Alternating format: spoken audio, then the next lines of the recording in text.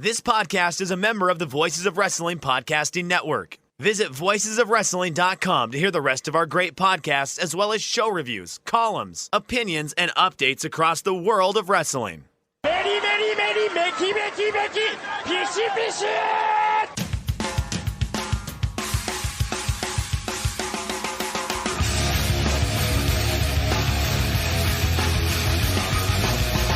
You are listening to the Voices of Wrestling podcast with your hosts, Joe Lanza. X out and go listen to some boring podcast where they're afraid of their own shadow. Okay? Don't listen to Joe Lanza, because Joe Lanza's not changing. And Rich Craich. Give me a name. Like who delivers this guy in a big spot? Joe, don't yell at me. I like him. In the big spot, who delivers better than this guy? Stop yelling at me. I agree. Live here on the Voice of Wrestling Flagship podcast presented by MyBookie. I'm Rich Craich, alongside, as always, the king of banter and a man with perfectly honed skills or instincts, whatever the fuck it is, Joe Lanza. Joe, what's up? Perfectly honed skills. I don't know why I was thinking of skills. Yeah, I don't know. Maybe a laying pipe, but I mean, it's perfectly honed instincts. Instincts, I'm sorry, yeah. Today there was a tweet you sent out earlier today, a reply to somebody when we were discussing the musical, the much talked about musical, which I believe you had a few opinions on in the Thursday tier reviews over at patreon.com/Voices of Wrestling.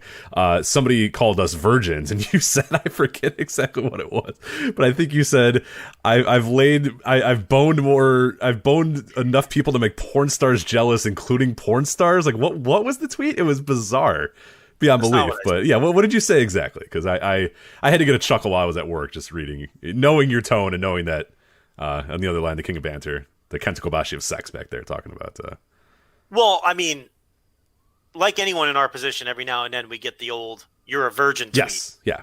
You know, that's one of the frequent put downs that people will give you if you're in the wrestling game. But I'm sure the guy on the other end of that is it's just absolutely fucking destroying on the other end. Yeah, for sure. It's always the best part about those, like, all right, virgins, is like more times than not, it's people like defending WWE, and it's like, yeah, because like WWE wrestling fans are like the hottest, like, like you are the ones sitting home on Friday watching fucking SmackDown, standing for Sasha Banks. But no, I believe that like the second SmackDown's done, you're just laying a fucking just unbelievable amounts of sex having, after SmackDown on Friday, of course, I'm busy until 10, and then I can come over and we can do the thing. I'm sure a guy with Otis in his avatar is just slaying the hottest puss. I mean, let's be honest. No, so the guy did a virgin joke. What I said, Rich, was after I made my retort to the content of his tweet, I said, also, buddy, I've had enough sex to terrify a porn star, sometimes with porn stars. So that's what I said to the man. Now, is that second part true? Yes. Okay. You've told a story one time where you almost got caught up in like filming a porn. Isn't that correct? Let's not get into that. I can't talk about that. Okay, that's fine. But let's You're stay away from that legally unable to talk about that anymore. So, listen, that's 2014 content. That's all I'm going to say about that. Is that the one that we're alluding to here, or is there another instance where you've been involved with a? Listen, I'm just saying. Okay. I'm not going to sit here. That's fine. That's fair. And listen, yeah, I didn't even say anything yet. How you know it's fair? I'm not going to sit here and tell you that I've banged like a Bella Danger, okay? But have I performed coitus with women who have also performed, on in pornographic films? When you say coitus, I never want to have sex again. You know that, right? It's hour one, so you got to use. You coitus. do have to. Yeah, we have the advertisers. They're listening. They. I always think.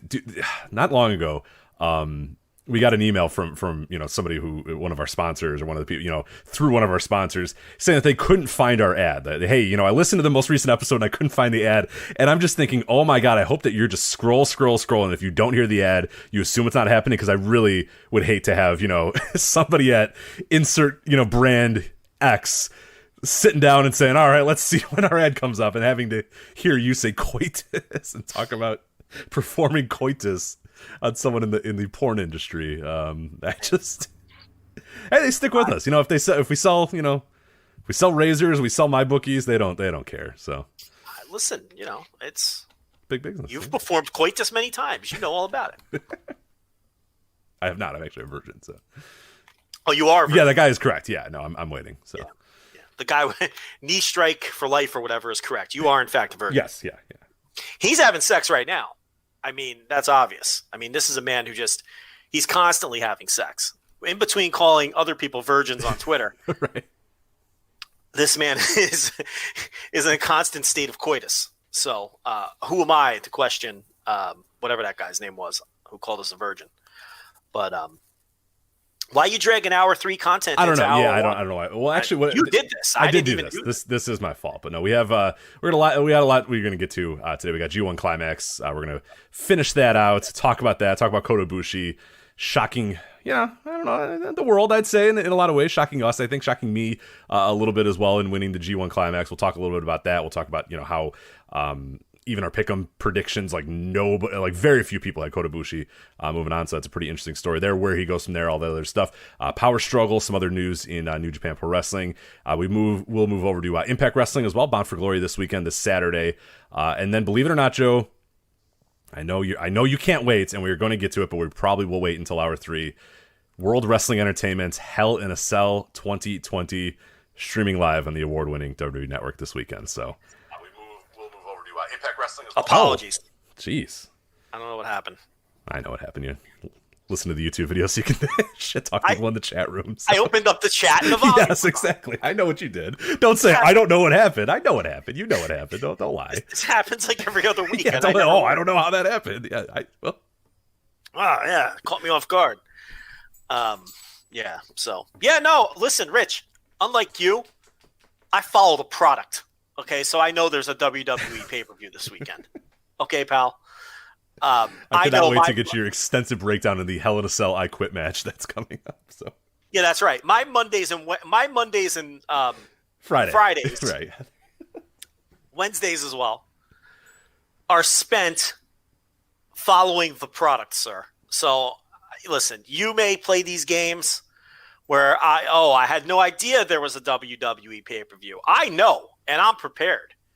Now, I had no idea there was an Impact pay-per-view because I have not watched the product. So hopefully you have, and you can carry that segment.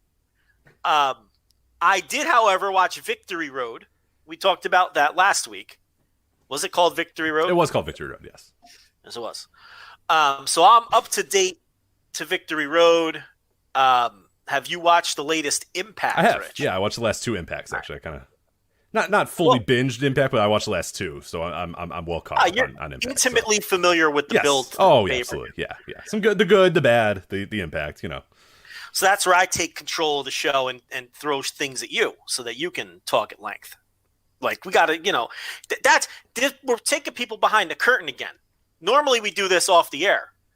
But you'll be like, Joe, I didn't watch any of this fucking All Japan show. And I'll be like, no problem. You just walk through the card and I'll talk you through it.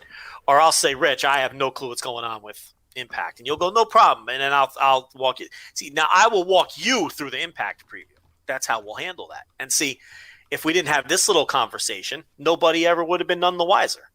I thought you were watching Impact every single week. We get the shows. You know, I our was. Emails.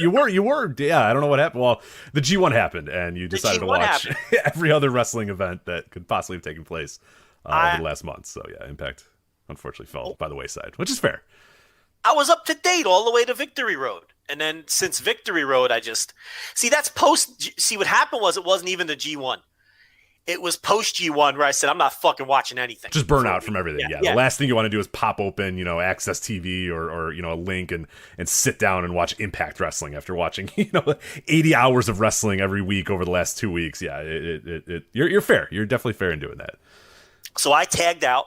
I made the hot tag to Craich, and he has watched Impact since Victory Road. Yes. So we're all covered here. We are. But the way we're going to start the show is actually, speaking of other tweets that you did, you had one the other day. You tweeted out, kind of out of nowhere. I don't know. I'm kind of curious where you got this idea to ask this question, and there was some really cool answers, and I thought it'd be a really cool discussion as well. You asked people on Twitter, at Voices Wrestling, by the way, if you want to follow, but you should probably just delete the app and throw your phone in the river or water, whatever the nearest body of water you have, creek, river, inlet, bay, whatever. Just throw your phone in there so you don't ever have to go on Twitter ever again. But if you are on there, if you haven't thrown your phone in a body of water, at Voices Wrestling is how you can follow us. But you asked people, what's the most famous wrestling match you've never seen? And it was kind of a question that came out of nowhere, and there were some really fun answers, some really interesting answers. But maybe I'll start out. Where did you get this idea to ask this question? All right, so I went into New Japan World, into their archives, which I haven't done literally in years, and I noticed they've added a lot of stuff. Now, yeah. I don't want to mislead people because, again, I haven't been in those archives for years. So from the last time I've been in there, there's a lot of stuff that's been added. I don't know, like, if you're a frequenter of the New Japan World app, you might be like, Joe, what the fuck are you talking about? They haven't added anything in 6 months. But to me, they've added a lot of stuff. So the last couple days, I've been watching a lot of random stuff on New Japan World instead of Impact, obviously. And I've been looking for matches that are famous matches that, for whatever reason, I've never watched. It was either before I got into tape trading or matches that I just never saw once I got into tape, because, you got to pick your spots in the tape trading days, and then maybe you just never went back and got a chance to see. So it made me think. I was like, I wonder what classic matches other people will say that they have never watched. So that's why I put the question out there. And we got a pretty wild, some of the answers we got were just fucking wild. I know. Yeah, that's kind of what I wanted to, so it's a really cool question. It sort of made me think. And I think the one that I initially came up with, as I'm kind of really thinking, because there's some people that are like, no, I can't think of anything. And it's like, oh, shut up. Yes, you can. Like, there's something that you have. And the one that I brought up, and I was thinking about it, and I was like, damn, I don't actually think is the AJ Styles, Samoa Joe, Christopher Daniels three-way from, I believe, Unbreakable 2005 is like the famous one that those guys had. And it's like this, historic three-way match. It's this like pinnacle for that style of wrestling, and it's been, bandied about for years as like a influential thing. And I'm like, dude, I don't know if I've ever actually watched all of it. Like, I feel like I've always seen it, and I kind of always tell myself, how you do the opposite thing where like you're like, oh, I've never seen this before, and then 5 minutes in you go, oh shit, I've seen this before. I definitely tell myself that I've watched that match before, but I really deep down I'm like, I don't even know who wins. Like, I don't know anything about that match, and I don't know why. Like, it's very easy to find. It's uploaded by Impact. Like, it can be found very easily. I can click and watch it. It's like a 30-minute match, if that. I think it's 25, somewhere around there. Like, it's not a daunting task. It's not like saying, hey, have you ever watched this hour match? Or have you ever watched the 90-minute? Because, like, I've also haven't watched, like, those 90-minute, like, Chris Hero scene. Because I'm just like, dude, I'm not going through 90-minute. I'm not going to watch a 90-minute match. Like, I know it's probably good, and I know they're interesting, but, like, I'm just kind of bored. Like, I watched, I've seen the Samoa Joe, CM Punk ones or whatever, but yeah, most really, really, really long matches I'm just not that into. So yeah, like, this one's not daunting. There's no reason for me not to have watched this match, but for whatever reason I just never watched it. That's the first one that came to my mind, and really, as I'm thinking of matches that, like, I off the top of my head that I've never seen that are I guess famous or whatever. I guess a lot of it would depend on what you consider like top tier Impact matches. Are those, how many of those are considered famous? Like, off the top of your head, what would you say are like the famous TNA matches? Because I probably haven't seen enough of those. TNA is kind of a weird spot for me, especially like the early years of TNA up until like, we started doing the show. Once we started doing the show, now I've seen pretty much every big Impact match, every big, pay-per-view main event or whatever. But, from like 2004 or 2003, 2004 until, 2010, I really only kind of saw a few matches here and there. So whatever you would consider like a famous match in that era is probably one that I haven't seen. I watched Impact every single week. I watch, the TV show, but the pay-per-views I never got. So like a lot of those are still, kind of blind spots. And actually earlier today I watched like the Genesis 2006 Samoa Joe Kurt Angle match, which I don't believe I had ever seen before either. And it fucking rocked. And I'm really glad I watched it. But that was another blind spot for me as well. So yeah, I don't know. Where do you consider like Impact's top matches? Because that's probably my list, honestly. I was going to say the Samoa Joe Kurt Angle matches and the three-way that you haven't seen for sure. So those are probably what I would consider the most famous and or legendary TNA matches. The Jarrett matches are all walking brawls. Yeah, I've really no desire to go back and see any of those, to be honest. Into the crowd. There's some X Division stuff that I think would honestly rank higher than a lot of the heavyweight title stuff. Yeah, I've seen like the whatever match Skipper does, the cage walk. I watched that pretty recently, so that one. I've seen a few. There was like the beer money versus I forget who it was in a cage, and it's like a bloody brawl or whatever. I've seen that one pretty recently. The first as well. Ultimate X, like right, stuff like that. But yeah, I think if you're talking about the truly elite essential TNA stuff, it'd be the Angle Joe match, especially the first one, and that 3-way. So I think you knock those two off of your checklist. Yes, I got one, and I'm going to watch the 3-way in the next few days because. Well, a lot of people were like you, because you're like, that match isn't even daunting. A lot of times we were getting responses that were like, "Oh, I never saw Savage Steamboat." Yeah, can we talk? Some of these responses, man, were like very disheartening from people that follow us, that I assume are big time wrestling fans. Like these were like a lot of the answers we were getting. And I don't mean to like disparage anybody and say like like what are you doing? Like, but like some of these are like day one hardcore wrestling fan stuff. You know what I mean? Like Savage Steamboat. What? That's kind of here's the thing though. That's kind of the point of the question. Like the question is meant to be you have an embarrassing thing to reveal here, because that's why I immediately followed up the question with, okay, here's mine. I've seen Stone Cold Steve Austin and The Rock wrestle each other once.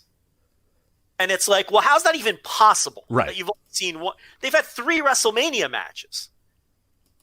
So that was kind of like to soften the responses and get people to open up. Like, look, even me, I have this very embarrassing answer. It's because you know why. I was checked out during the Attitude Era, didn't like it, followed wrestling from afar, and just I wasn't into it. I didn't watch a lot of those WrestleManias.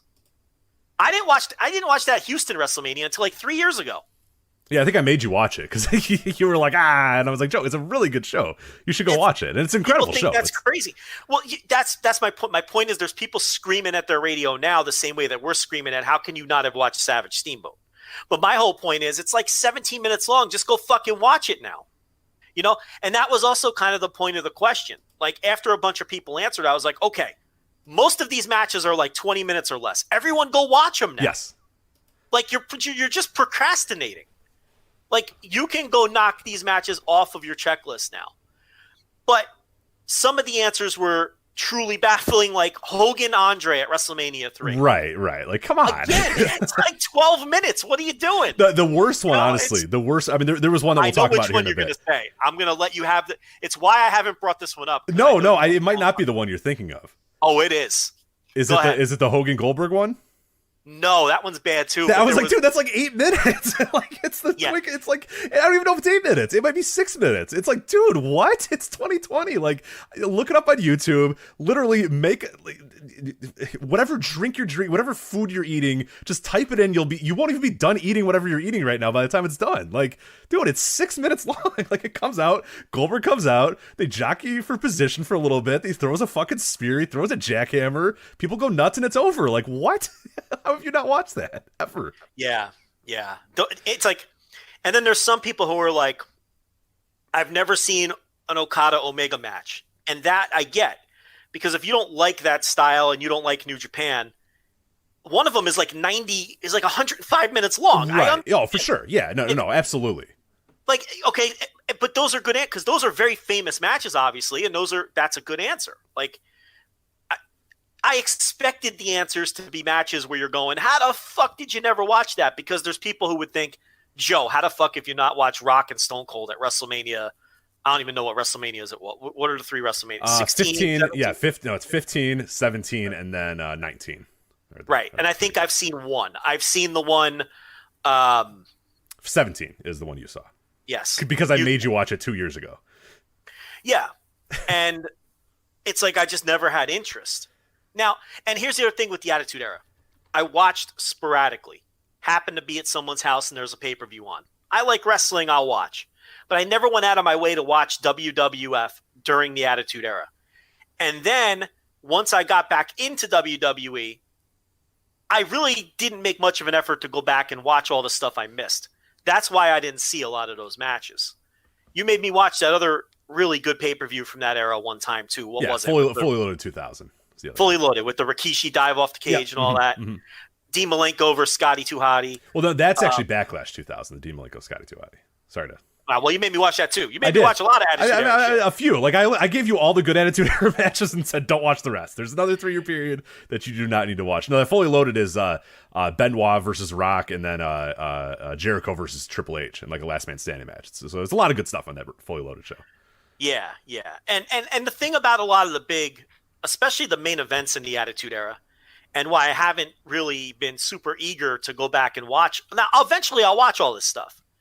But it's like, why I haven't been super eager is especially the main events. Rich, they're all outside the ring brawls. They're all the same. And that's why I would never, I honestly can't recommend many more of them to you, because it's bell rings, a few moves happen in the ring, then they go to the outside, they brawl all over the place.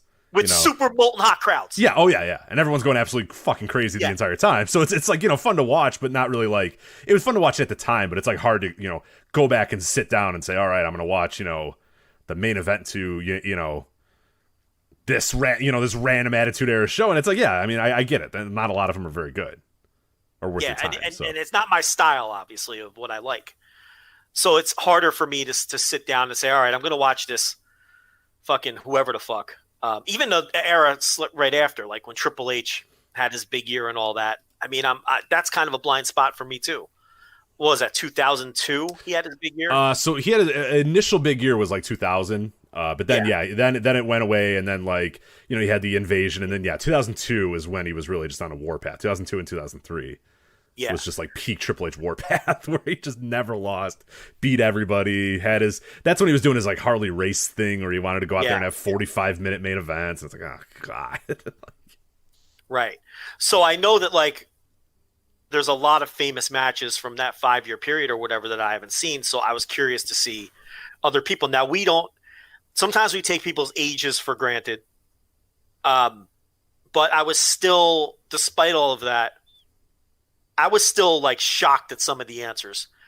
We had the one guy, and I thought this is what you were going to bring up. I know the one. Yeah, go ahead. He said he's never seen a single Bret Hart match. A Bret Hart match. Like any Bret Hart match. And again, these are like listeners and followers, and you take for granted that a lot of people who listen to us maybe didn't start watching wrestling until 2013 or something. Right. And it's like, I think, and it was kind of eye-opening in a lot of ways, because I'm somebody, and I know you are as well, and I think, probably a good majority of our listeners are this way as well. But like, when I got into wrestling, like I got into, you know what I mean? Like I was going and renting every tape and watching everything I could watch, and I still do, like still to this day. Like, you had a moment of downtime, so you decided, you know what, I'm gonna watch some 1986 New Japan Pro Wrestling. Like, you didn't read a book, you didn't go watch a movie, you said, I'm gonna go watch Japanese wrestling that I've never seen before. And like, that's how I am too. Like, my moments of downtime are, fuck it, let me go see something I've never seen before. And I've always been that way too. I've always wanted to explore and watch, and whether it's the history or something I've never seen before, that's always the way I strive.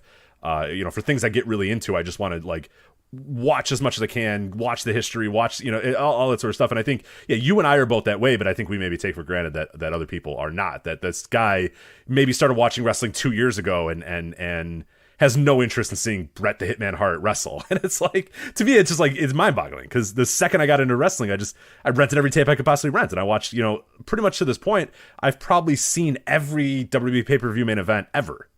Like, legitimately, every single one I've probably seen. Yeah. So some of the answers, I mean, and what were some of the other matches that were coming up a ton? A lot of the ones that I was just like, guys, you got to stop and go. Bret Owen at WrestleMania was one that I saw a lot, and I'm like, dude, no, like, stop that, go change that right now. Like, that match is incredible. Like, what a great match. Like, you can't listen to the show unless you've watched that match. Like, I seriously, it boggled my mind, that one in particular, and Savage Steamboat, Hogan Andre, because these are ones that I feel like are just like day one things. Like, in the history of WWE, these are matches that they put on a pedestal.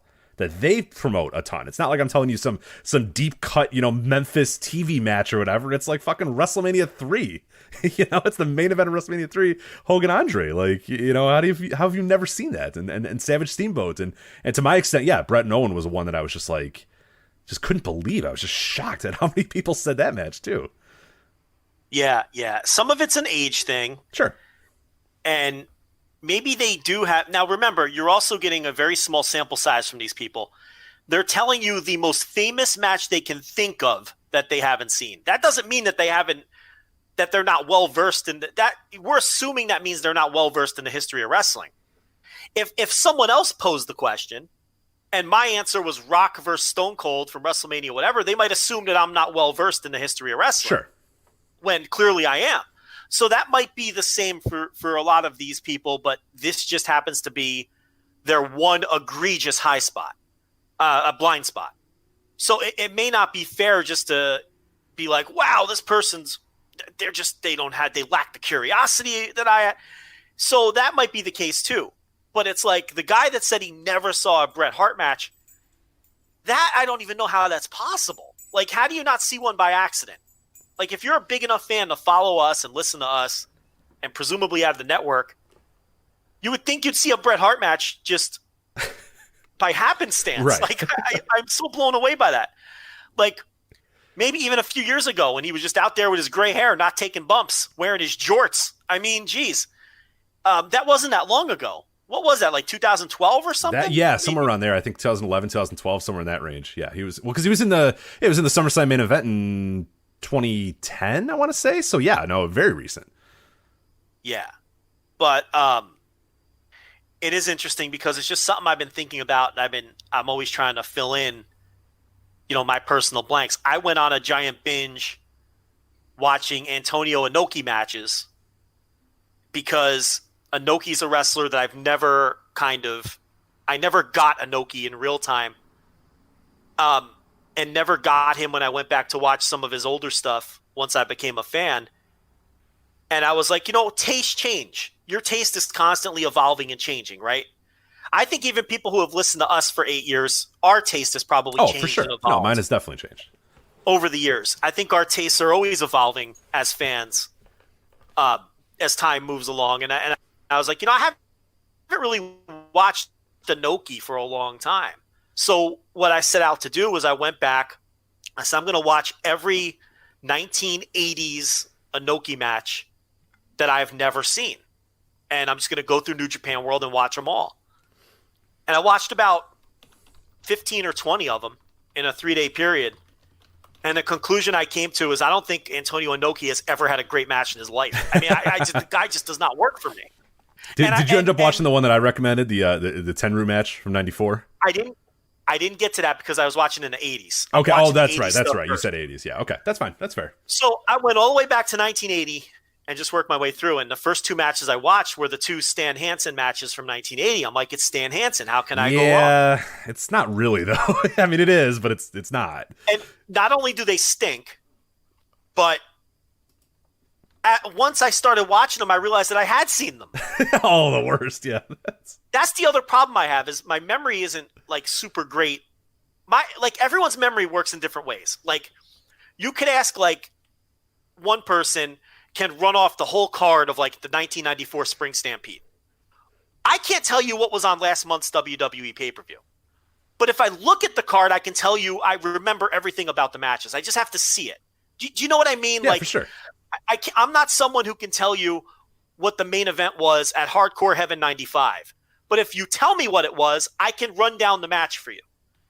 So because my memory works in that way, a lot of times I think I haven't seen a match, and then I'm 3 minutes into it, and I'm like, I fucking watched this. I've seen this match. I remember everything about this match. I just don't remember actually watching the match.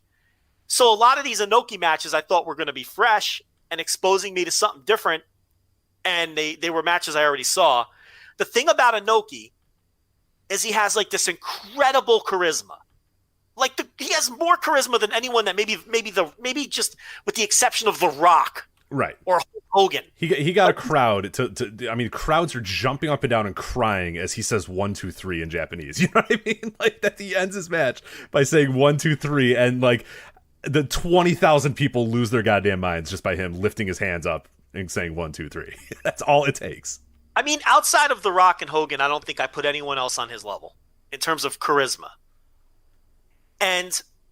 But the thing about him is he has all that great charisma, molten crowds for all of his matches. I mean, the likes of which you don't get even non-pandemic these days. Like, just molten. You know what I mean, because you watch all this stuff. Nuts. But then the matches, you're just, God, they're just there. It's like, a lot of times they have great finishes, right? Like, really exciting finishes. But the 12 minutes in between, it's always the same. It's always just dull as dirt. Like, and look, and I don't think this is some weird opinion. Inoki is not a critically acclaimed wrestler. I think everyone would agree on that. Yeah, I don't know who would make that argument. It'd be kind of a bad faith argument. I don't think Inoki would say that he's a top tier worker, but well, like, maybe he would. But I don't think he's a bad wrestler. I don't think he's like, oh man, this was just a guy gifted with charisma who was terrible. But he never wrestled an exciting style, and maybe that's because he didn't have to. I don't think he was coasting intentionally because he knew he had charisma. I also think he just really preferred that super realistic style. And he wasn't going to be a big high spot guy, a flashy high spot guy. But, I watched through and you talk about that match from 94. People told me a few others, but basically everyone I asked was like, yeah, if you're talking about great matches from Inoki, you're really like, there's few and far between, if any. But that was kind of the little project I took on, is kind of reinvestigating Inoki. And I got to like 1987. I'll tell you one match that everyone should go watch. And I know I already told you, but we're talking to thousands now. Well, we're live, so we're talking to like 40 people. But eventually we'll be talking to thousands. I found a tag match from Korakuen Hall. It was Inoki and Kevin Von Erich against Kimura and Muto. And it looked real interesting, so I watched it. And Rich, this match fucking rules. Yeah, it's on my list. I have it written down. There's a piece of paper right next to me right now that has that match written down. So the second I get some free time tomorrow morning, later today or whatever, I'm watching that match for sure. It's on New Japan World. And it's one of the best Inoki matches I've ever seen, but not so much because of Inoki. Again, like, he's teaming with Kevin Von Erich, and this is the ultimate, like, Kevin Von Erich is just such a stubborn, dumb jock in this match. Like, okay, so Kevin Von Erich starts the match with Muto, and this is 1986, so Muto's a kid. Yeah, he's super young at that point still. Is he still officially Young Lion at the point? Or No. This was the stage where Inoki was doing everything in his power to get Muto over. He teamed with him as an impromptu partner in sort of that New versus Now feud a couple months later, I think. That's okay. And this was when Inoki was really, and that's, this could be a whole nother topic for a whole nother show, but the way that Inoki really worked so hard to groom Muto and get him over would really make a great, 3-hour show. But in this particular instance, they're on opposite sides. And like a lot of these tags, the idea was for Kevin Von Erich and Muto to start the match to kind of build anticipation for Inoki and Kimura getting in the ring. You know what I mean? It's like a standard. Yeah. You guys do some fun little moves, do your shit, get it out of here, and then tag those stars in so we can do our thing. Right, and then get the big pop when you both make the tag. Chain wrestle for a couple minutes and tag us in. But Kevin, you have to understand, this is 1986 Kevin Von Erich. He's like, where he comes from, he's the shit, right? He doesn't see himself as the scrub who starts the match to warm things up for the real star. In his mind, he's the real star, right? So he eats up Muto, which is to be expected because Muto's a kid, right? So he eats him up, and Kevin Von Erich, he's stiffing the fuck out of him. Right.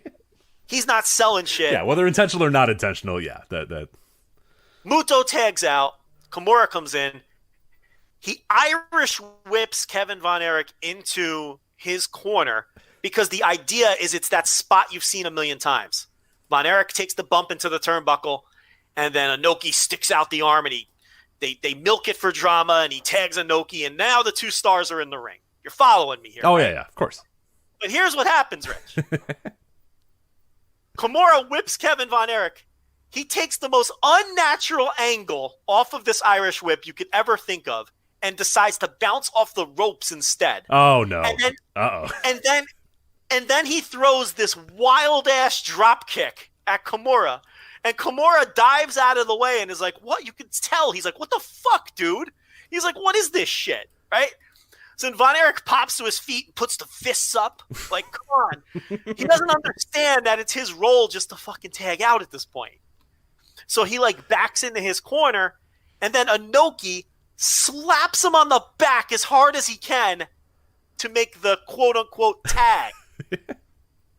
Right? Because this is Inoki. Yeah, he saved his life, by the way. Inoki saved his life there, because Kimura would have killed that guy if he had another few minutes with him, from the way it sounds and the way I know Kimura acts. So Inoki is like, motherfucker. The way he made that tag was like, bitch, know your role. Kevin Von Erich, this was Cork and Hall, and Kevin Von Erich was wrestling this match like it was the Sportatorium. Like he was not interested in selling or being second fiddle, even for Antonio motherfucking Inoki in Tokyo. So Inoki tags in, and then eventually Von Erich and Muto get back in, and he bloodies Muto up with the claw. Oh, no. Oh, no. And the claw is over in Cork. So they're oohing and on, and Muto's bleeding like a stuck pig, and Von Erich's wrenching in that claw, and he's clawing him, and he's bleeding, and I'm like, this match fucking rules, right? So then, eventually, and now this is all going to make sense why Von Erich was wrestling and acting the way he was, right? So Muto wins the match with a schoolboy. So Von Erich knew he was doing the job. He wasn't going to sell for anybody. He wasn't going to get upstage. He was like, fuck this. I got to do the job. I'm not selling for this kid. Right? So then it all really made even more sense by the end of the match. So he gets schoolboyed and he loses. And he puts the claw back on and this wild brawl breaks out. The post-match is almost as long as the match itself. Inoki's trying to get at Muto. Kimura's trying to play peacemaker. Kevin Von Erich's running around just stiffing everybing, and I mean stiffing them, just laying in with these forearms to the back and just kicking everybody's ass. Rich, just fucking ruled. Sounds awesome. Yeah, sounds right. It was dumb jock wrestling to the tilt with like total 1980s egos getting in the way, right? It's like this is one of the biggest stars in the world, and he was booked and put in a position to be a second fiddle, and he wasn't fucking having it. Either because A, he didn't understand, or B, because he did understand and he was annoyed. He just didn't want to, yeah. Which is another class. I mean, that is definitely of a bygone era now. Where I was thinking about this the other day as we were kind of discussing, or thinking about, the differences in pro wrestling today and in the past and all that sort of stuff. And I'm just thinking, like, man, like, who puts up a fight about anything now? Who is backstage at any of these companies and they get a piece of paper and they go, nah, not going to work for me, pal. You know what I mean? Like, there's nobody, right? Like, nobody does that. Like Daniel Bryan, we know that he does that. We know Daniel Bryan goes, this is shit, I'm not going to do it, I'm going to do my own thing. And they just go, okay, yeah, fine, whatever. And they trust that. But, like, who's the, like, not that I really want, like, a locker room full of that, because then you end up with, like, 99 WCW, or, 2000 WCW, which is an absolute disaster. But, like, who in wrestling today, off the top of your head, other than Daniel Bryan, is that guy who crumbles off the piece of paper and goes, nah, that's not going to work. Let's go back to the drawing board. Everybody just does what they're told and, gets through. And, everybody at the indies, yeah, I don't care, I'll lose. Or, yeah, we'll do this or we'll do that. Like, I'm not saying the whole business needs to be a bunch of assholes again, but it might be good if a few people say, you know what, nah, I don't know. Like, a little, if we all had a little Kevin Von Erich in us where we said, you know what, nah, I'm not going to do that. Fuck you. I'm going to do what I want to do. And you can adjust if you want. If you want to book me, this is what it's going to take. Like, that, I wouldn't mind a little bit of that. We don't hear the stories, but I don't. It probably doesn't happen as much as it did in the 80s and 90s. There are definitely Japanese wrestlers who won't do jobs. Like we know Hideki Suzuki won't do jobs, right? But I figure that's less like we come to the we're about to walk out the curtain and I say, yeah, you know what, pal, I'm not going to do the job. Like I'm sure it's like when you book him, what's the deal. Hey, yeah, I'll do it, but I can't lose. Oh, I've said that for years. It's like that's always been my complaint for years. I don't know why they book him because he doesn't make anyone look good and he doesn't put anyone over. He very rarely puts anyone over. There was a big controversy on Twitter with Fujita a couple weeks ago with Alan 4L. He's like, I don't know why people book this guy. He stiffs everybody and he's dangerous. And so there's guys in Japan who aren't thrilled about doing jobs and won't do jobs, and it probably does affect where and how they get booked. But there's still some places that will take chances on them because they lack star power and they're trying to draw fans. And those are two of the names that pop up. And I'm sure that there's other guys that are hard to work with, especially in Japan. The U.S., you're right. We don't hear as much about it, especially in the major companies. There's people in the chat room bringing up people like Loki. I mean, he's a pretty good example of a guy who, over the years has walked out of companies because he wasn't right. I kind of think of him as like that last generation. Like, you always bring up Davey Richards, Low Key, those sort of. I don't consider them like current in any way, shape, or form. I mean, they're still maybe hanging around a little bit, and Low Key, was doing some MLW stuff. But that to me, that's like another generation of indie dudes. Like, I don't consider that the current wrestling scene at all. Well, they learned from the guys who didn't do it. They learned from watching Kevin Von Erich. You know what I mean? It's like, but. Yeah, no, you don't see a ton of like the uncooperative stuff. Now, that match I think I looked it up. It was March 11th, 86, and it's on Daily Motion. So if you don't have New Japan World, you could still watch that match I'm talking about. And you can make your own judgment. I mean, to me, I'm watching a guy who isn't shooting. He's clearly not shooting, but he's not cooperating in the way that's intended. That is 100%. Yeah, is it November 3rd, 1986?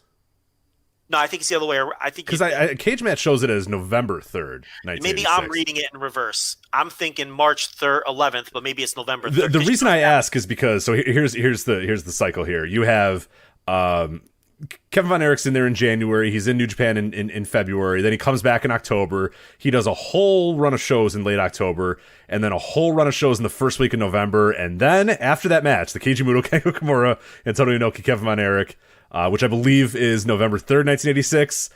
He's not back until a year later in June. So whether that was planned, that was the end of his tour. So I think he was just like, "Nope, I'm good." Yeah. I mean, I'm pretty sure. That's the match. How many other times would that pairing wrestle? Yeah, I can't find it again, so I believe it is. Yeah, that's got to be it. I just had the with the Japanese dates sometimes. For sure, yeah. I just thought it was interesting that it is his last, and I don't think it's like get out of here, we don't want to deal with you, kid, anymore type thing. I think that was the end of the tour. That was the last stop on the tour last night, and he was like, you know what?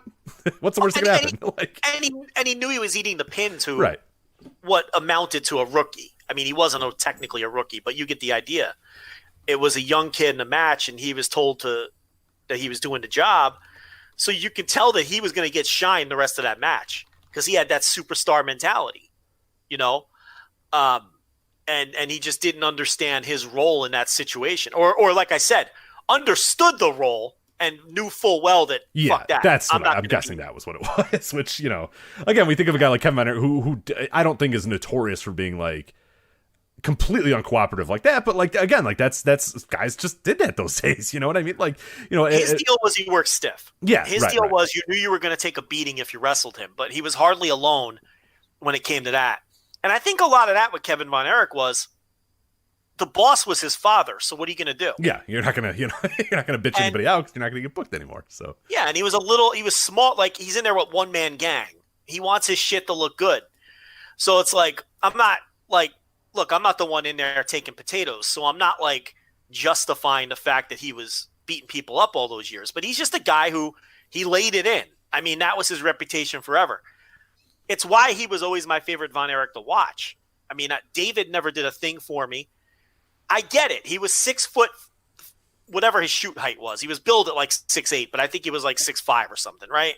So David was the tall one, and he had the size. I get it. He was going to be NWA World Champ. He never did it for me.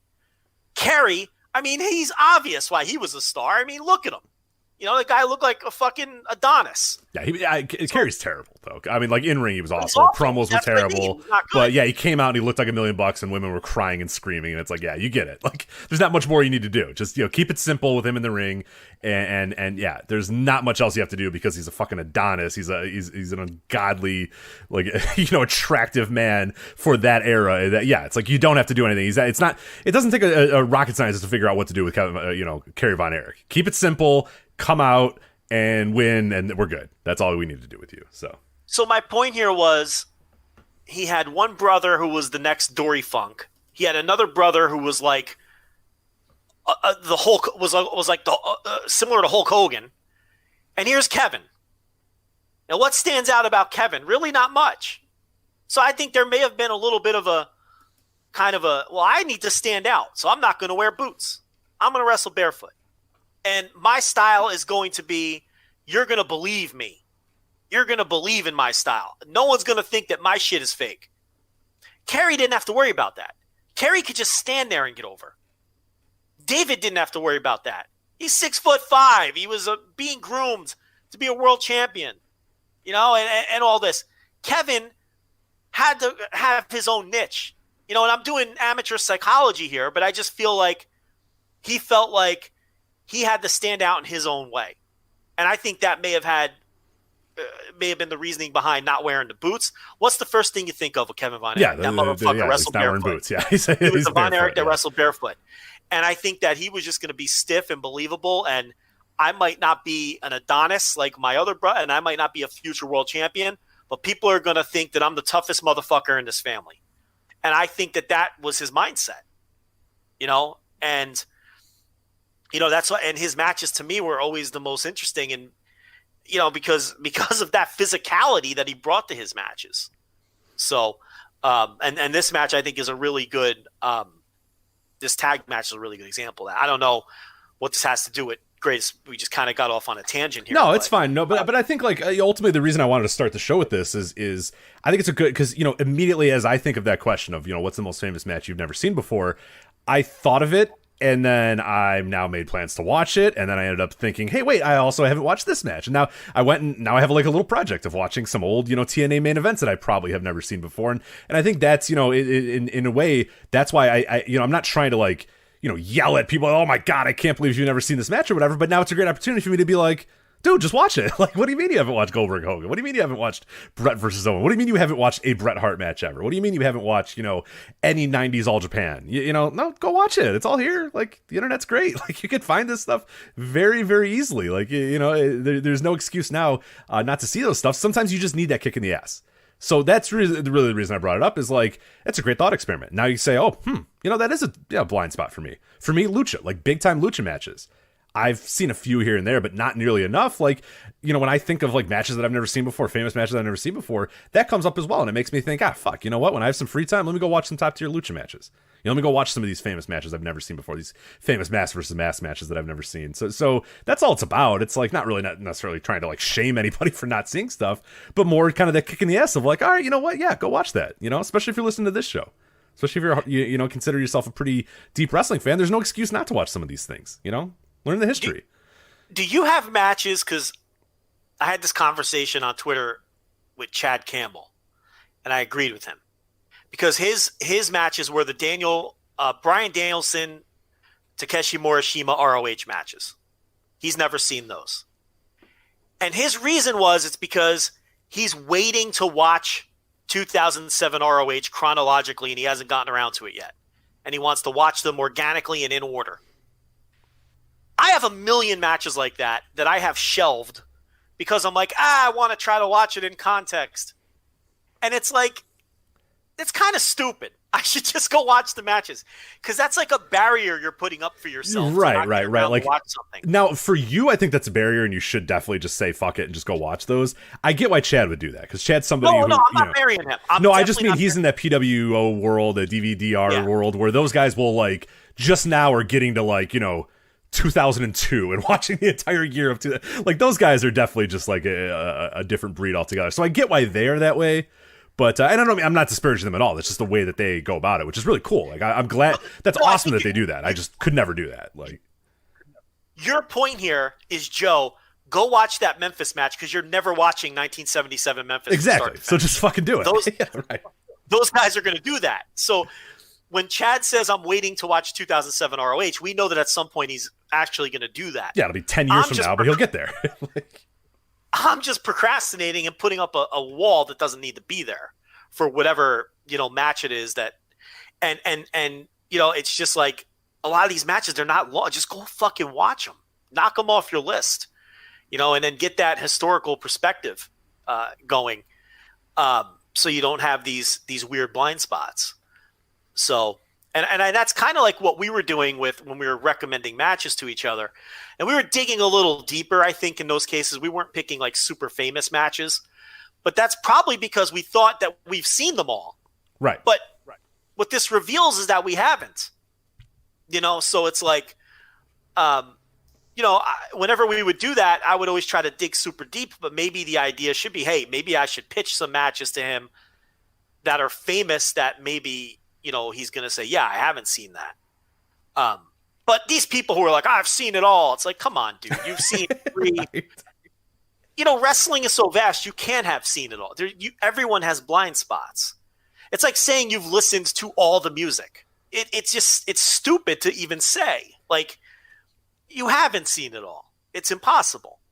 So, I thought it was interesting, and the responses were kind of eye opening, and it tells you, you don't always take the audience for granted either. Right. It's like, I don't believe in talking down to the audience, and I don't think we ever have, and I don't want to do that because I think our audience is savvy enough where if we're talking about a topic or a wrestler that they don't know, they'll do the work if it's interesting enough to them and catch up. But at the same time, you can't really take it for granted that everyone has seen something like Savage Steamboat, which is it is hard to wrap your head around.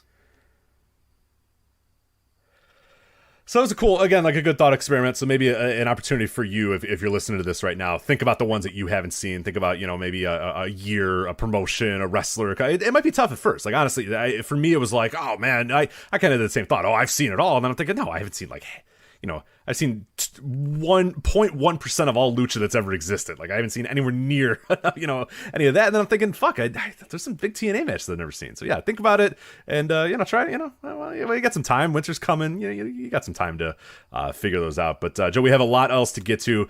But before we do that, though, I need to ask you a question. Are you ready? I'm ready for any question you have for me. What season is it, Joe? It's winning season. It's not anymore, but there's no shortage of games to watch. The winning season part's gone, but I just thought I would ask it anyway to get it started. But that doesn't matter. There's no shortage of games for you to watch with thousands of lines available on all of your favorite sports and events. You can turn your game day into payday with MyBookie, NFL, college football, MLB playoffs. You got plenty of stuff. Joe, have you dabbled at all in the college football yet this season? I have. It's a weird season, right? So have you been making money? Have you been losing money? How's it? Because, no one's practicing. Like, half the teams aren't playing. I've been, watching a little bit of college football, and there's just upsets every fucking day. Every Saturday, it's like, I look at the scroll on the bottom of ESPN, and this, number 3 team is down, and this number 5 team is down and stuff. Have you been doing okay, though? Play the dogs. Play the dogs. Take the points. My advice. College so you have football. been doing, especially this college season, because nothing has been taken for granted other than Alabama. Pretty much every other team, Alabama and Clemson, are pretty good. Well, Alabama just lost though, didn't they? Or am I mixing them up with somebody else? Nah, they struggled with Georgia. They struggled. That's right. They struggled. They won though, right? Take the points, Rick, in these games. Okay, there you go. Well, if you're the type of guy who likes to back the big favorites, which you're not, consider putting a couple in a parlay for a much bigger payout. I should have read this copy before I suggested take the points. as I immediately thought. Well, no. They're not saying that you shouldn't take the big favorites. They're saying put a couple of them into a parlay for a much bigger payout. Because, Joe, I don't know if you know this, but not only do parlays make meaningless games exciting, but more importantly, they give you a chance to turn ordinary bets into a real money maker. And now here's your part. Don't forget the underdogs. They have value. The thing about the NFL and college football is that underdogs are never really dogs on Saturdays and Sundays. Every team truly has a chance to win. And Joe, you do too. game spreads, championship futures, player prop bets. It's never too late to get in the action and start turning your sports knowledge into actual cash. Sign up at MyBookie, and when you do, use our exclusive promo code VOW to claim a deposit match dollar for dollar all the way up to $1,000. So Joe, explain that to the folks. I'm going to put $75 in, and I'm going to use that promo code VOW. What happens? They match and give you $75. They're going to give you $75 for nothing. Correct. Just because I put VOW in. Correct. That's stupid. Why are they doing that? I don't know. Take advantage of it. What idiots? Why are they doing that? But I'll take it. I'm going to put $1,000 in because they're going to give me $1,000 back. They're going to give me $1,000. That's insane. But anyway, promo code VOW. It's a bonus designed to give you a little help and a head start on your winning season. Okay, I guess it is still winning season. There we go. Okay. Anyway, that's promo code VOW to claim your bonus when you make your deposit. Stacked UFC cards. Presidential prop bets. Have you gotten in any of the presidential prop bets? You know, it's too late now because we're going head to head with it, but they have the debate props where you can bet on whether Trump will say Sleepy Joe X amount of times. You can bet on whether Joe Biden will say the words, "That's a bunch of malarkey." You can bet on stuff like that. Yeah, those are actually insane. Like, even if you're not like a big into like sports betting, I would honestly really take a look at the presidential prop bets, both the debates. There's weird ones of like Nancy Pelosi will still be the president and like, or she'll be the president by January 2nd, which I was like, that's ridiculous. And I looked it up and there's some weird thing where if they don't decide a winner, she like gets the crown at a certain, and I'm thinking, man, like the odds are incredible. And I'm like, oh man, like that's not, it's not the worst idea to throw 50 bones on that and just see what happens. You know what I mean? Like, yeah. Like what if they're arguing over the ballots and they lose track of time and Nancy Pelosi like takes power? Like, the odds are insane. Like, they're incredible. So yeah, there's all kinds of ways. Did you see the death prop section where they pit two celebrities against each other and you pick which one will die first? I did, and then I felt very morbid. But then I also remember that a yearly tradition between me and a few of my buddies is they would join death pools, and we would on New Year's Eve go through and decide, look at the past year and where we went wrong, and decide this next year. Who's going to die. It was a very fun activity on New Year's Eve. But, in the mid-aughts, I was a huge death pool player, like serious death pool player, huge money. We had like, big, these specific rules for our death pools. I was huge into that. Yeah, people don't understand how big that is. Like, there was like, this guy that used to do it, like, had a set of rules. Cause I'd be like, oh, this guy. And he's like, no, he's got cancer. And I'm like, well, that's fine. He's like, no, you can't get a guy who actively has cancer. I'm like, what? Come on. Yeah. Like, he's like, no, we have it. Rule 18B says that, like, anybody with leukemia is not eligible. And I'm like, oh man, like, come on. Terminal illnesses, death row inmates. A lot of leagues will ban that stuff. A lot of leagues do points based on the person's age, 100 minus the person's age. So if an 80-year-old dies, you get 20 points. The ones that I did always did that too. So I was always asked which wrestlers I thought were going to die. Yeah, that's a lot of points. Exactly. Yeah. So I fell out of that.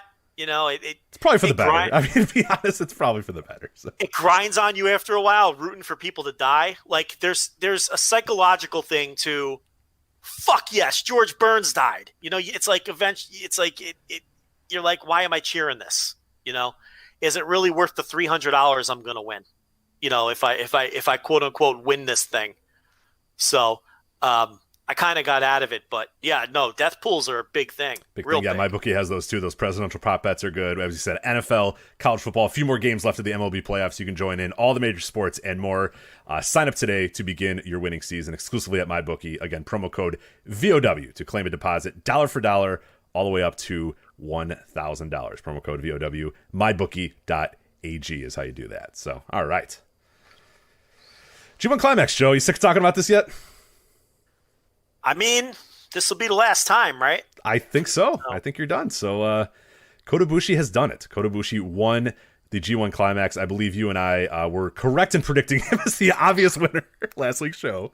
You can run the tape, but I don't know why you would even bother because I promise Joe and we said of all the people, Kota Ibushi is clearly the one who's going to win this. But no, he was, I think a relatively big upset. First to win back-to-back G1 since Hiroyoshi Tenzan in 2003 and 2004. Yeah. Why do you think he wasn't a popular pick at the beginning? Do you think we were just blind to the bigger story, or what happened here to get Kota Ibushi to the G1 Climax? How were we wrong, Joe? How were we wrong about this? I think that Well, I mean, most people were wrong. I mean, you just look at our pool, right? Yeah, I'm gonna get the exact number, but it was something like 15% of all people had Kota Ibushi. I mean, he was well below your Jay Whites, your Okadas, your Naitos, your Evils, your Sonatas. Like, yeah, he was very low on the list of people. With people predicting him to win this whole thing.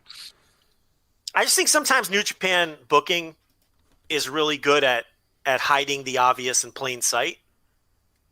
We've said that over the years. It's kind of like light bulb booking. They do things and you're like, oh, the light bulb just went on. That makes sense. And, everybody picking Sonata and Jay White, those were the two trendy picks. And we even got wrapped up in that. But it's like, and we kind of talked about this too. Those aren't really Wrestle Kingdom main events. Sonata versus Naito. I mean, we talked about how that just felt a little off, and I don't even think Jay White versus Naito at this point is like the kind of match that can carry a Wrestle Kingdom. It's better than Sonata because Jay White's closer than Sonata. I mean, Jay White is pretty much a top tier. Look, I still don't put Jay White on the same level as Sonata, as Naito and Okada. But he's much closer than Sonata. So it's like Ibushi lost the two matches last year. Someone had to lose twice. And it was Ibushi, after winning the G1, to tack on to the humiliation. And if you know anything about the way New Japan typically books, you're usually going to get something back for that. And I just don't think anyone really thought about that. I didn't think about it until he won. And then I'm like, now, wait a minute. He lost twice in the Dome last year. This all makes sense. Right. He might just beat Naito at Wrestle Kingdom. And that kind of is his story. Like, this guy won the G1 one year. He suffered the indignity of losing both of his matches. And then he comes back the very next year, wins it again, and then gets his moment. So, but don't forget losing a G1, 3 straight G1 finals too. He loses to Tanahashi and trying to get to the, Wrestle Kingdom. Yeah. Gets to Wrestle Kingdom, then loses twice. Now he's back at it once again. Right. So it's like, whether he beats Naito or not, it's like, I think, again, this was just hiding in plain sight while we were focusing on more glamorous choices, newer choices, fresher choices. And I think all that stuff's by design. So I think that's what happened. I think that explains. It's not a sexy pick to pick a guy who just won it the year before and feels like he's not on that trajectory this year. Right. Oh, very rare. I mean, we just talked about it. I mean, other than, you had Tenzan in 2003 and 2004 is, the last one to do it. And even before him, you got to go to Chono, I believe, to find the last guy. So it's like, yeah, it's wild. It doesn't happen very often. So yeah, it'd be silly to predict it or to think that it's going to happen. And yeah, like you said, everybody wants to find the next guy, right? I mean, there's the fun in something like this. It's like picking the NCAA tournament. You don't want to pick Duke. You know what I mean? You want to pick some 4 seed and be the one guy who picked that team to win it all. And then it's like you're looking for the next thing. You don't want to go chalk. And it's like, Sonata and Jay White looked like very logical next things. So I think that's why they dominated the predictions. And someone like Ibushi got overlooked. So that's the best answer I could give you. But now that he's won it, again, it all just seems so obvious. I mean, of course, that's a Wrestle Kingdom main event. Tetsuya Naito versus Kota Ibushi. I mean, that jumps off the page. That's a big-time match. That's 2 mega stars. That's not taking a risk with someone like a Sonata. Now, but the thing is, with the attendance restrictions, it might not even matter who's it.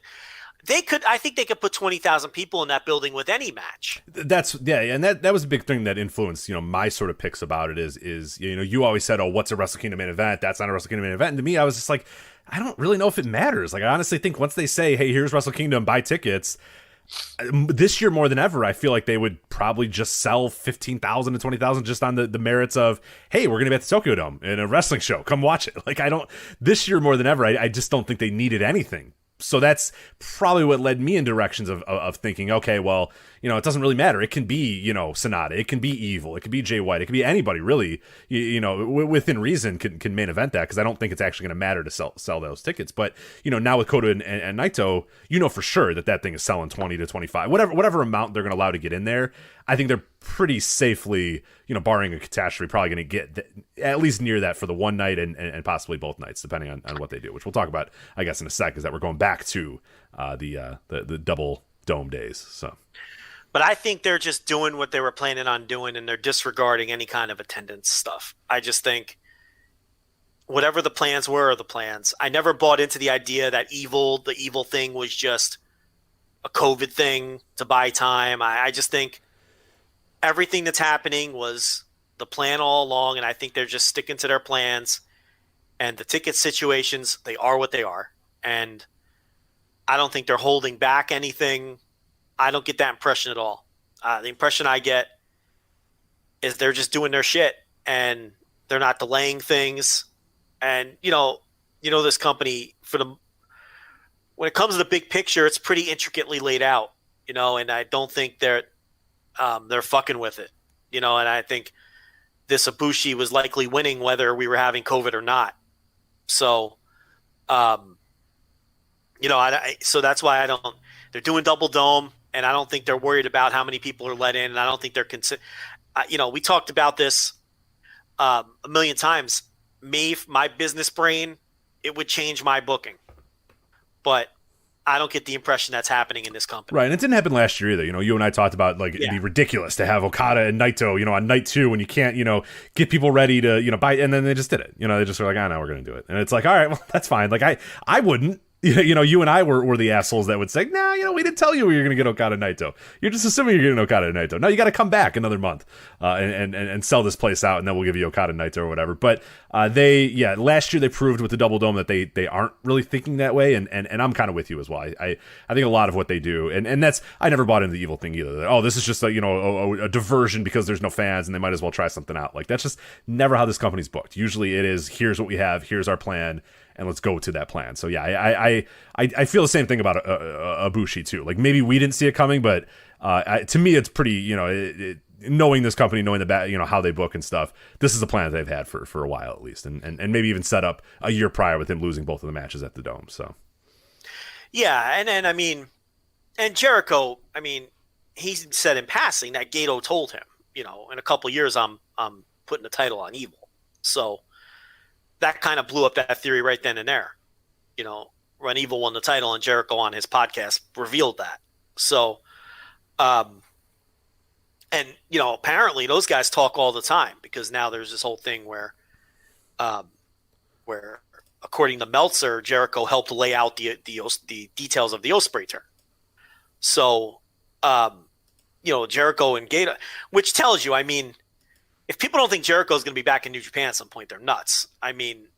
Especially, I think all this time away, because it was getting a little, tired seeing Jericho come in.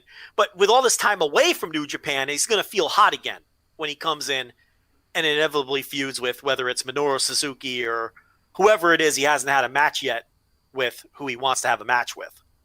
So that door is obviously going to be open. But yeah, so Ibushi wins, and presumably, he's wrestling Jay White for the case, so it's not like there's always the possibility he can lose that match. I really don't have a good feel for that match, other than I think Ibushi is a stronger Wrestle Kingdom main eventer than Jay White is. But Double Dome makes everything so hard to predict, because you need 2 main events now. So I don't know what they're going to do. The one thing about New Japan right now is I think it's more unpredictable than ever. I don't think anyone has a good feel for New Japan this year. Some of that's COVID, but some of that is, it's just, to me, it's just a new era. Yeah, no, things are definitely different than they were the last, 6-7 years or whatever. Like, we reached a point pretty easily on this show where we could basically nailed down, what they're going to do, who they're going to push, who's going to win. Like we were and legit, it's not even like some shtick or some, bit that I'm doing here. Like legitimately for 3 or 4 years, we could pretty much say, all right, this is where they're going. This is who's winning. And with pretty, other than, Naito losing to Okada in that one Wrestle Kingdom, like we pretty much nailed most of like the big picture stuff with New Japan for many, many, many years. And I'm at a point now too, where I'm just like, I don't know. I mean, Jay White could easily beat Kota Ibushi for the, the briefcase, where I would have never thought, like, prior years, I'm like, no, Bad Luck Fale's not beating Okada for the briefcase. Get out of here. There's no way. Or no, Kota was not going to, beat this guy and win this title or whatever. But I don't know. Like, I don't think Evil's beating Naito. And if I'm wrong about that, then Gato has absolutely lost his mind. I'm not even going to take a, if that happens, a power struggle, then he's absolutely lost his mind. But, Jay White beating Ibushi, I don't know. Maybe this year more than ever, it feels like, yeah, it could probably happen. It's just because, like you said, it's a weird year. I'm going to tell you what it feels like. It feels like 2012. Because just like 2012, I think this year and then 2021 are just like what 2011 and 2012 were. It's the beginning of a new era for the company and a new set of story arcs. And I wrote about this behind the paywall on the $10 tier. And to me, the previous era of the company, which was sort of that Okada era, that Okada versus Tanahashi era, whatever you want to call it, I think that ended when Naito beat Okada on January 5th. And the reason I say that is because Naito winning that title from Okada in the Dome, not the little 1 month reign that he had in 2015 or whatever to establish him, the big win that his fans were waiting for. The win over Okada in the Dome. Once that happens, all of the long-term story arcs from that era were over. They're done. Tanahashi had his big reign, which set up Okada ending that reign as the big surprise and then elevating Okada. They had their big feud to establish Okada as, a legend in his own right. Okada wins the feud. Okada has his big flagship title reign because he's never having another one like that again, to establish himself as an all-time legend and the greatest wrestler of his generation and all of that. And all along the while, it was Naito underneath, LIJ, underappreciated, all of this, working to get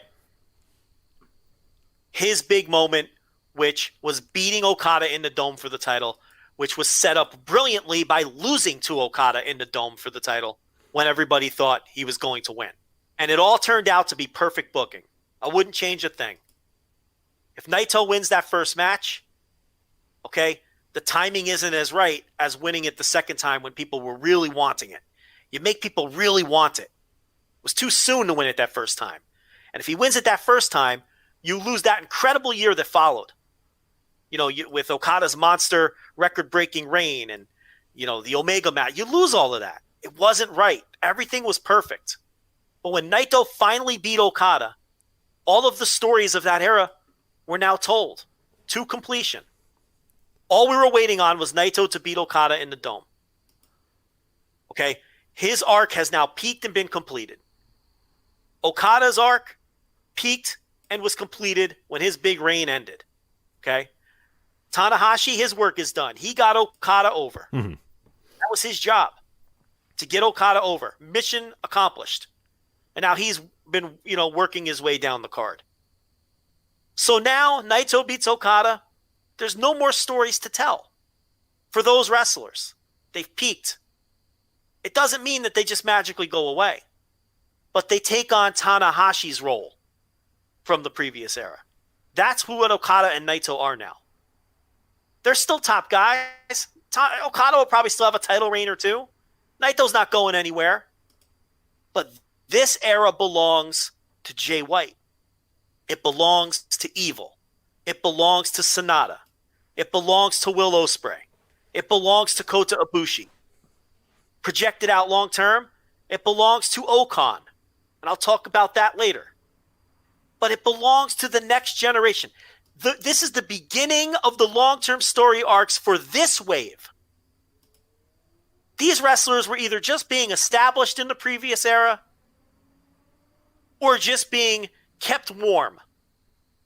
But now, and you see it in this G1, their arcs have begun. Evil's began when he turned on Naito in the summer. Will Ospreay's began when he turned on Okada on night 17 of the G1 and was put in charge of his own unit. Sonata's began when he feuded with Okada last year and continued this year by making it to a G1 final. Jay White, we're about to have Bullet Club turmoil between him and Evil. And the Bullet Club feels like a relic from the previous era. Which again, the whole point of the Bullet Club was to elevate Prince Devitt. His arc would have been what we later saw with AJ Styles and Omega. But he left. He took the deal. And to Naito. But Devitt left, so AJ stepped in. Then he left, and Omega stepped in. And it all worked out better for the company because Omega drew more money than either of those guys would have. And he had a legendary series of matches with both Okada and Naito. So the Bullet Club feels like a relic of the previous era, and we all know it's about to implode.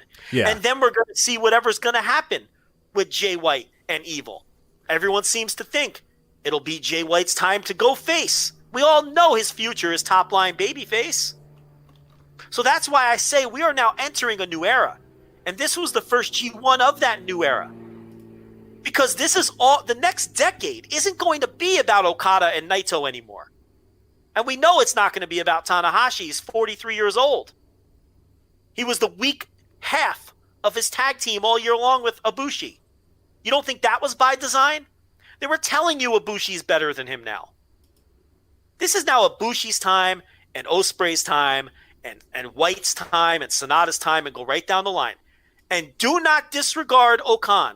Yeah, I was going to say, the big thing to me, when you mentioned the new era, to me the big thing that I see is this new unit from Ospreay. I mean, that has the potential to really shake things up a lot because, and I've been calling this for years. I've been wanting for years to be a new, unit in New Japan, and we have one. And this is the first, truly completely new unit that we have. Now it's only 3 people deep right now, or technically 2 people deep in terms of New Japan talent, but those 2 are important. And any new unit that takes place in New Japan, they don't create a unit to have them in the mid card. They don't create a unit to have them be fighting for the never openweight title. I mean that established that this dude, Ospreay's here to stay, this unit's here to stay, and Okarn now is the second guy is going to be a big deal too. I mean, that to me was like the biggest eye opener of like, oh, okay, we are really doing some new stuff now. This is a really changed thing because that's going to fracture a lot. I mean, whatever ends up happening with that unit, whether they grab people from other units, whether they expand on their own with outside people, like that is going to be a big thing. I mean, now you just shake it up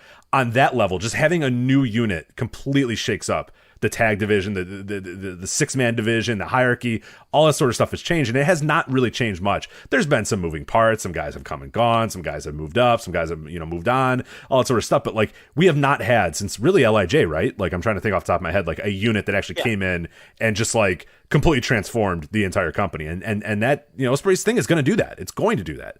It flips a big guy from heel to face. It flips a big guy from chaos to whatever the hell it's going to be, the Empire, it looks like. I mean, that's a big, big deal that people are maybe underrating how big of a deal that is. And, Okan, the only thing stopping him from becoming a top star and is either poor performance or he just, a lack of crowd connection. Because he'll be given every opportunity because Kadani loves him. He pushed for him to be signed. He loved. He's been in his corner since he was signed, and that's the most vital fan to have. That's the best fan in the world to have, is the guy that runs the company. So he's going to be given every opportunity. So unless he just completely falls on his face, that guy's going to be given every opportunity to be a big star. They love his amateur background, all of it. Nagata loves the guy. I'm telling you. Do not disregard him. And this is going to be one of those pieces of audio that 6 years from now we're replaying and doing a victory lap on because people think we're nuts right now. Do not disregard Okan. That's all I'm saying. At your own peril, disregard this guy. But I believe the next decade is about all of these names. And just like the previous era, it wasn't necessarily about Tanahashi. It was about Naito and Okada. And Tanahashi was that key component to helping Okada happen. Well, now it's Okada and Naito's turn to be the key component in making all of the guys happen. So again, I'm not saying they're just going to magically go away. Tanahashi didn't magically go away. Okay, he was a very important part. But Okada has peaked, man. People need to come to grips with that. He's not topping that title run, that record breaker. That was it. He put Tanahashi in the rear view and had the greatest title reign of all time. And the greatest series of matches in the history of wrestling against Kenny Omega. Well, how can you top any of that? He's established as an all-time legend, not just in New Japan, but in wrestling.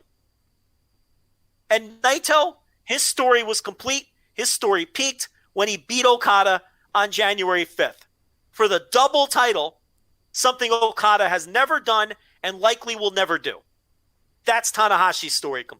That's Naito's story complete. That's all his fans ever wanted. Beat that motherfucker in the dome.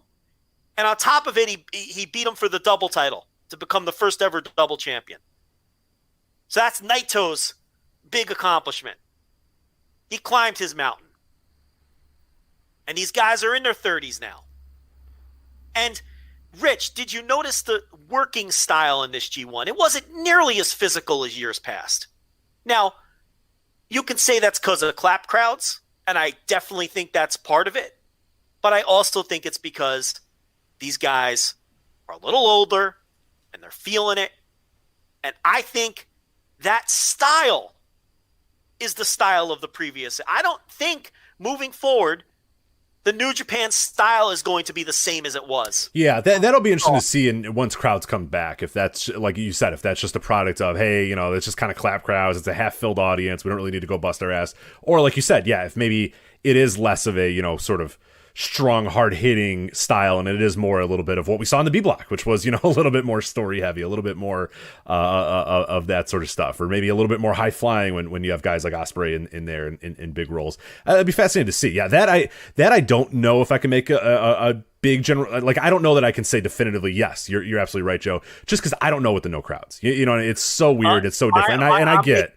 Well, I'm just making a prediction because I think it's a different group of guys, and I think maybe they learned from the previous ones. It's not as physical. This tournament was not nearly as physical as your classic G1s of the previous era. It just wasn't. Right. And I'm not saying there weren't great matches, because there were great matches. I don't think there were as many great matches. And again, that could be a product of the clap crowds too. The clap crowds hurt everything. It's better than no crowd, but you still really don't get to that next level in match quality with these crowds. You just don't. It's a hindrance, and we all have to come to grips with it. But I also think that, look, nothing stays the same forever, and things change. And I've been saying for years on this show, appreciate what's happening in New Japan while it's happening in front of you, because it does not last forever. Because I've seen these things come and go.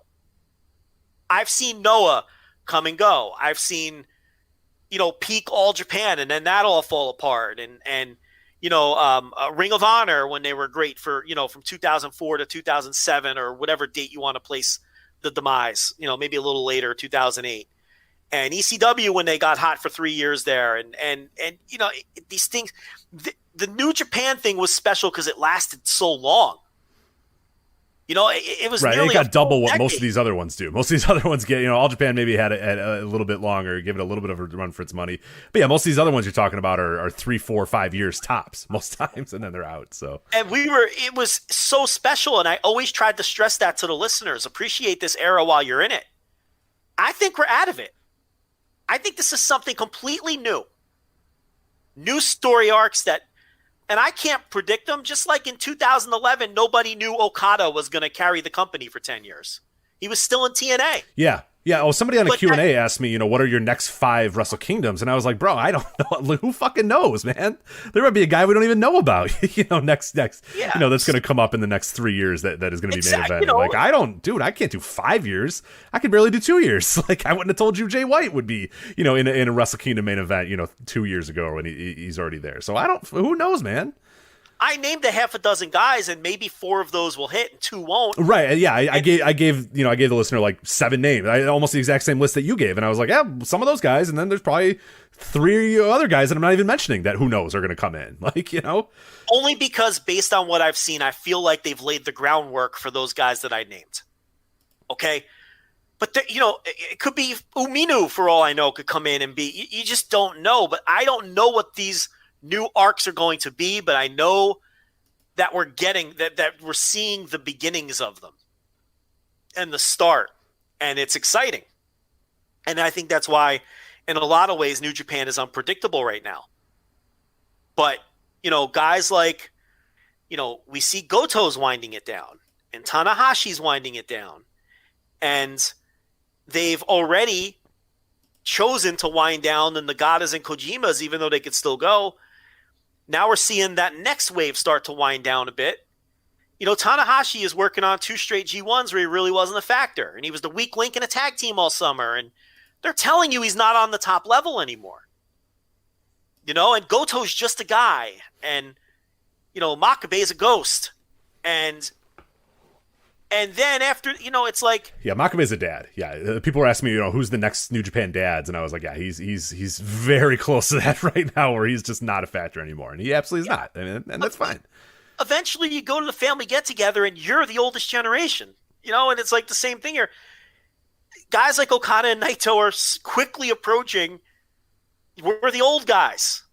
And it sounds crazy to say, but they are where Tanahashi was 10 years ago. And it's that 2011 was, to me, the start of that era, because Tanahashi needed that big run so Okada could come in and end it.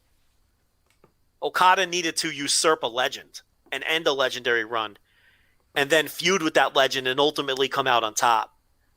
And, it's funny because we talked earlier in the show about there's no selfish wrestlers anymore. Show me a more selfless wrestler than Tanahashi. 7 or 8 years of his career were devoted to getting someone else over. That's what it's all about, man.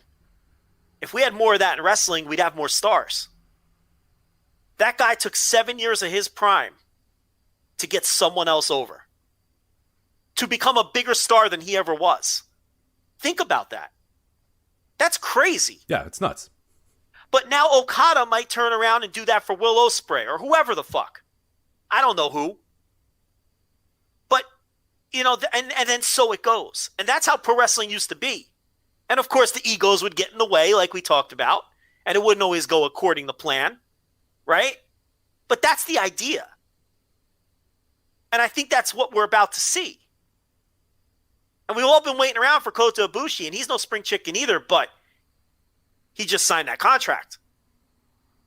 And all of these other story arcs were in his way. They're out of the way now. There's no more long-term stories to tell with Okada and Naito. Which is why, Ibushi winning that second G1, and it's like, that's why I say it was hiding in plain sight.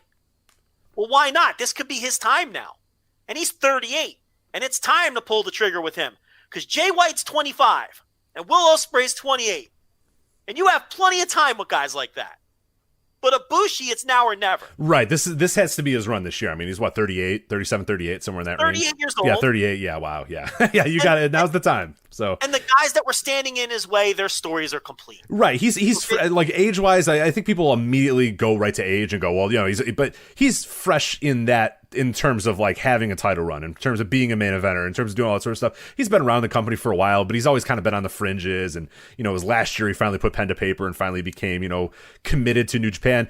And yeah, like, yes, he is older than some of these other guys, but he is still a fresh story. Okada is not a fresh story anymore. Naito is no longer a fresh story anymore. So I'm right with you. It seems right for this year to be like kind of the time for Ibushi, or next year, I should say, for him to win that title and do his part of the story. Though, like you're saying, I don't think he's a long-term part of the story. I think he's a stopgap for a few years until you're ready now to ascend. You know, your Whites, your Ospreys, your Okas, your whoever the fucks. You know, guys that we're not even mentioning, guys that we don't even know. Yeah, but that's the thing. I think you nailed it. I think his long-term arc started when he lost to Tanahashi in the G1 final. And then last year was the next step in that progression, and now this year. Because I hadn't even thought of that, losing the first G1. Mm-hmm. But I think that was the big. Before that, he was just a guy on the card who would work the semi-main events and sometimes main events, and was just an awesome. But he didn't figure in the big picture stories the way that Okada and Naito did. I think we'd all agree on that. He was a secondary player.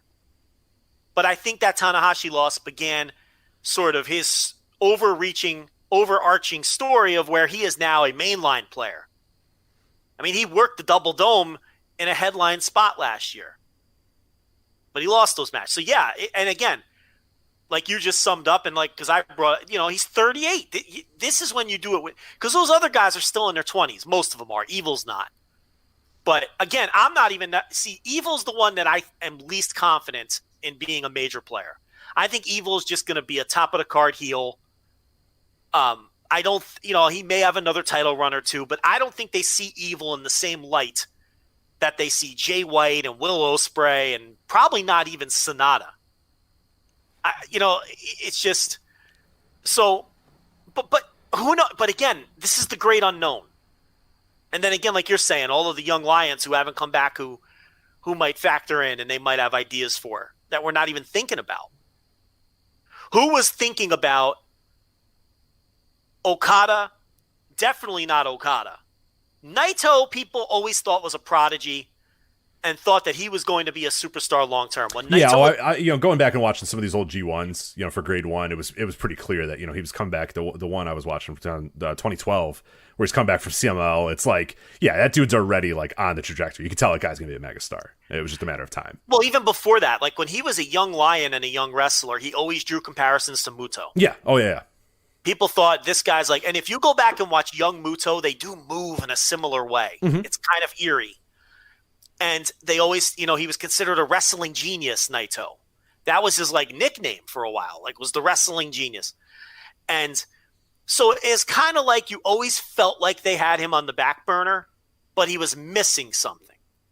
And I don't think in 2011, 2012, anyone was thinking that he was like super close to being the next guy. And Okada is a guy who, okay, so history has kind of changed his narrative a little. There were people who thought he could be a star. I don't think there were people who thought he was like a lock or he was going to come back from TNA and instantly become one. But there were people, Rich, who said, okay, this kid's got size. He's good looking. He's tall. He's 6'4". He can work.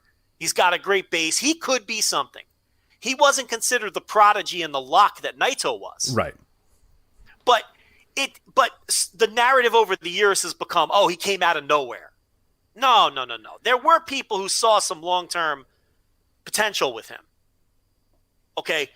Now, the push did literally come out. No one thought they were going to rocket pack him the way that they did. That's true. And there were a lot of questions when they rocket packed him. Oh, man, is this too much too soon? It wasn't, oh, this guy sucks. What are they doing? It was, oh, is this too much too soon? Yeah, right. Can he handle this? Yeah, give him some time to learn this new character, because he comes in with that brand new character, and within a month, and he stunk. Yeah, and he stunk, and he had bad matches, and he looked like shit, and he had weird hair and weird teeth and weird everything. Like, he just looked so bizarre. And yeah, in a month time, they have him, win that title out of nowhere. And yeah, I do remember at the time, because that's now when I'm starting to follow that. Yeah, it wasn't so much what the hell are they doing with this geek, but more like, geez, that's a lot for him already. Like, are you sure? Yeah. Like, let's ease into this a bit, Yeah, so it's like, I don't know what they're thinking about these people that we're talking about. Look, but I think it's clear. I mean, Jay White, I'm certain is going to be a top. Oh, dude, Willow's. Yeah. The Jay White thing. If you listen to this show, we told you when he was beating David Finlay on undercards that this dude was going to be main eventing Wrestle Kingdoms in a few years. And if we were going to be wrong, we'll be wrong with that one. But I was fairly confident. Look at this dude. Look at his body. Look at his face. Look at the way he works. Look at his confidence. Like, this dude's, he's going to make it. And yeah, barring a catastrophe, an injury or something, he was going to make it. And he's made it for sure. And the heel run is just the same as Naito and Okada's heel runs. That's just to get you ready to be the money drawing face. And we've been saying that all along. And we're quickly approaching him, having that babyface, turning babyface and having that run. I think we all feel it coming fairly soon, which is a shame because I think he's finally truly peaking as a heel. He has finally put it all together. I mean, his G1 was phenomenal.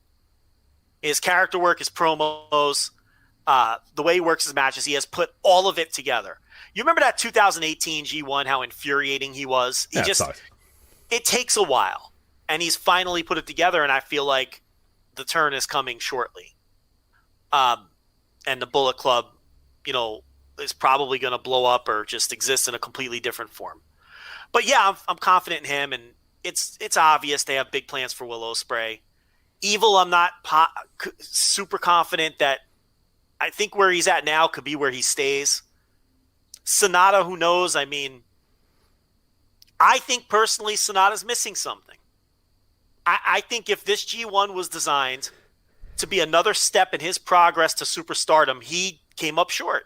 I feel like he's missing something. I feel like he sleptwalked through the whole tournament.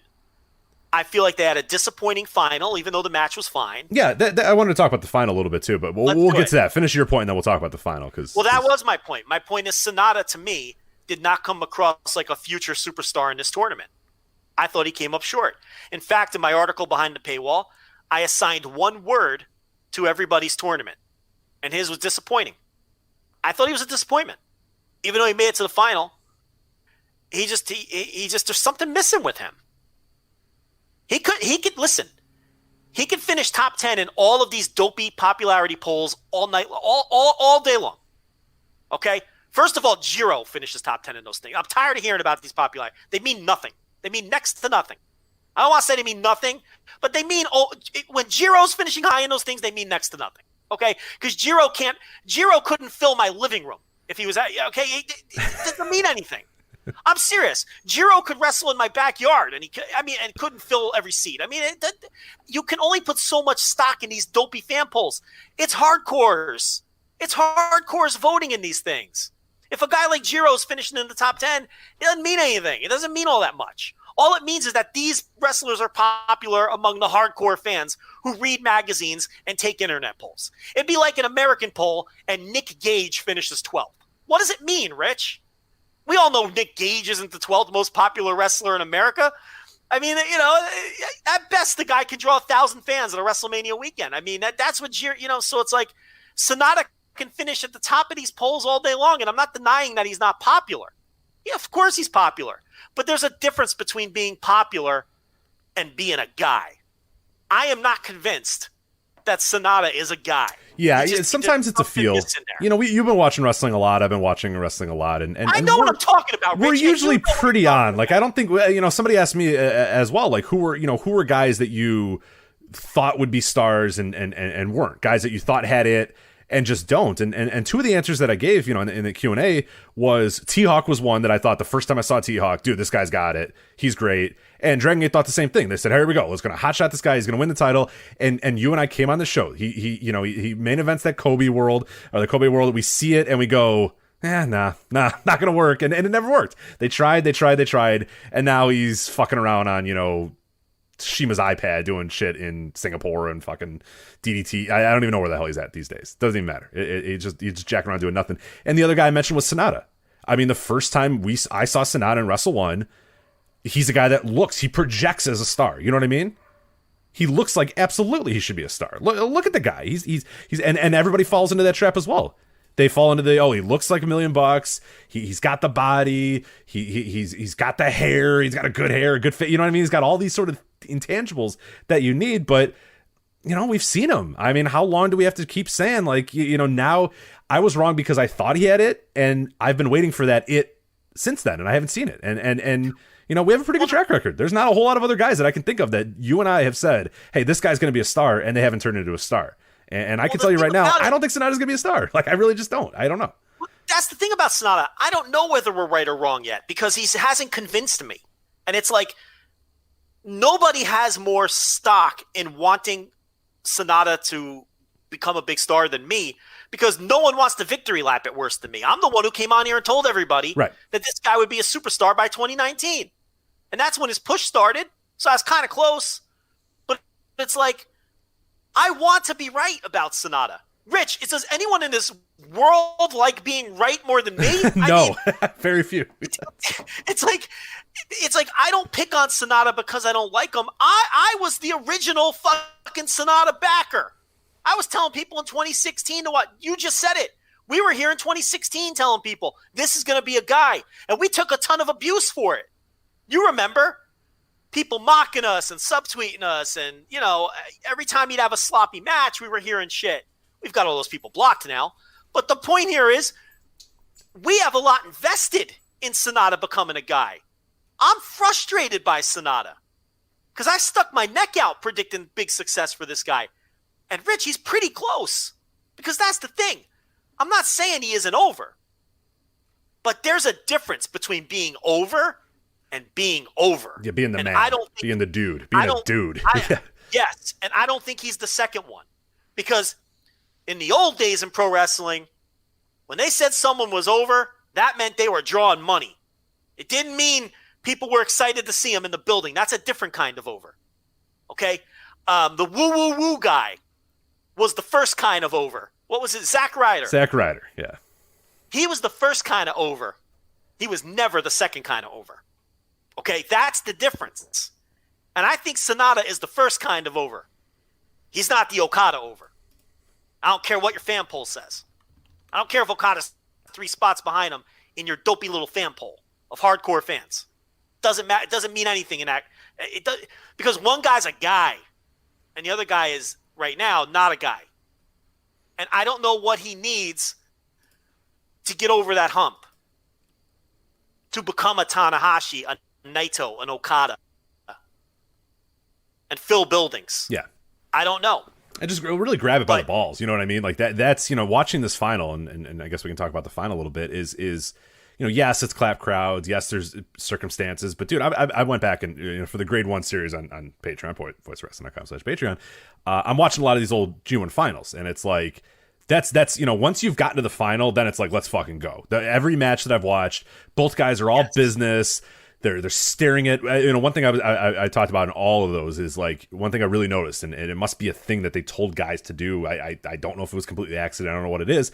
But when guys would make their entrance, the other guy in the ring would never take his eyes off the other guy. He didn't want that guy to have a second to pounce on him. You know what I mean? He didn't want to give this guy an inch. He said, I'm gonna keep my eye on you the entire time. The bell would ring. Nobody went at each other right away because they would stare at each other and say, okay, no, you make the first move. You know what I mean? Like there was just this desire to, I want to win this thing so badly and prove that I am the best wrestler in the world, that I am the best, that I am the G1 champion or whatever. And you watch these matches and these guys just grab these matches by the balls, man. Every single one of them was just like, everyone was good. Everybody wanted to win so badly.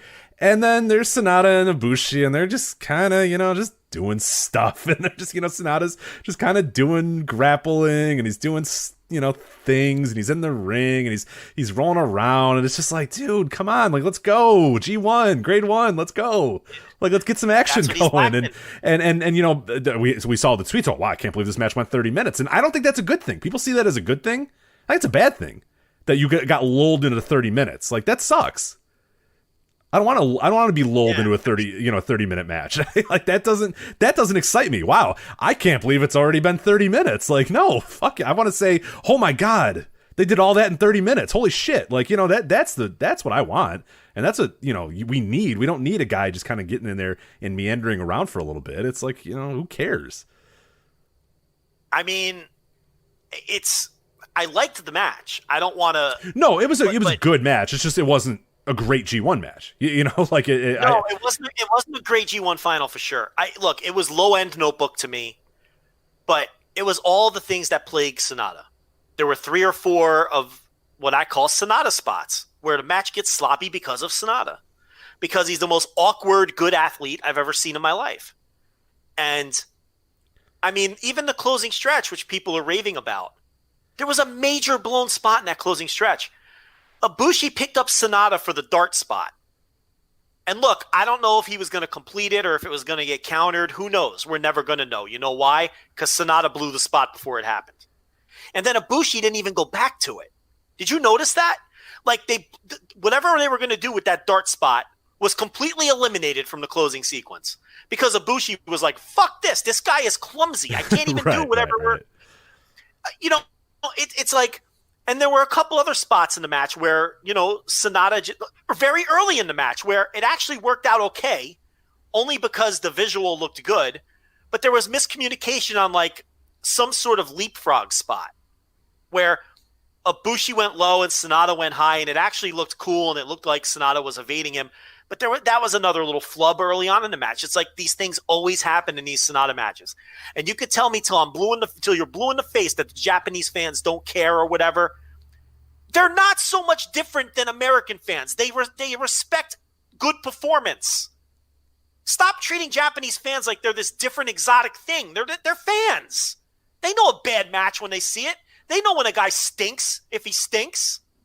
Okay, they can tell the difference between a great wrestler and a lousy wrestler. And I'm sorry, I think performance matters. And that's holding Sonata back to some extent. And the thing that you're talking about, Rich, he doesn't grab the match by the fucking throat.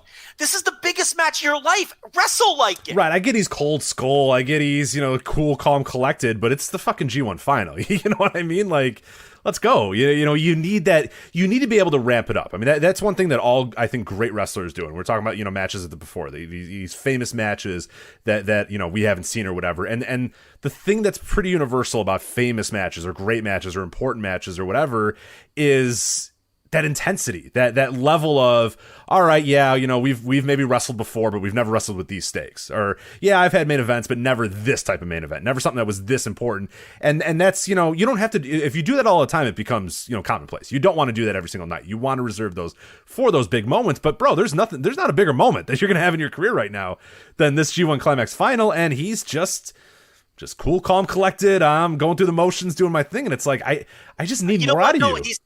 He's not even cool, calm, and collected. There's something to be said to being cool, calm, and collected. He's just emotionless. He's just there. It's just a void. Yeah, at times. Just and it never changes. It doesn't matter if it's night 3 against Juice Robinson or the final against Kota Ibushi. And it's like he's missing that thing, and he's not charismatic enough to overcome not having any emotion. He's not Misawa.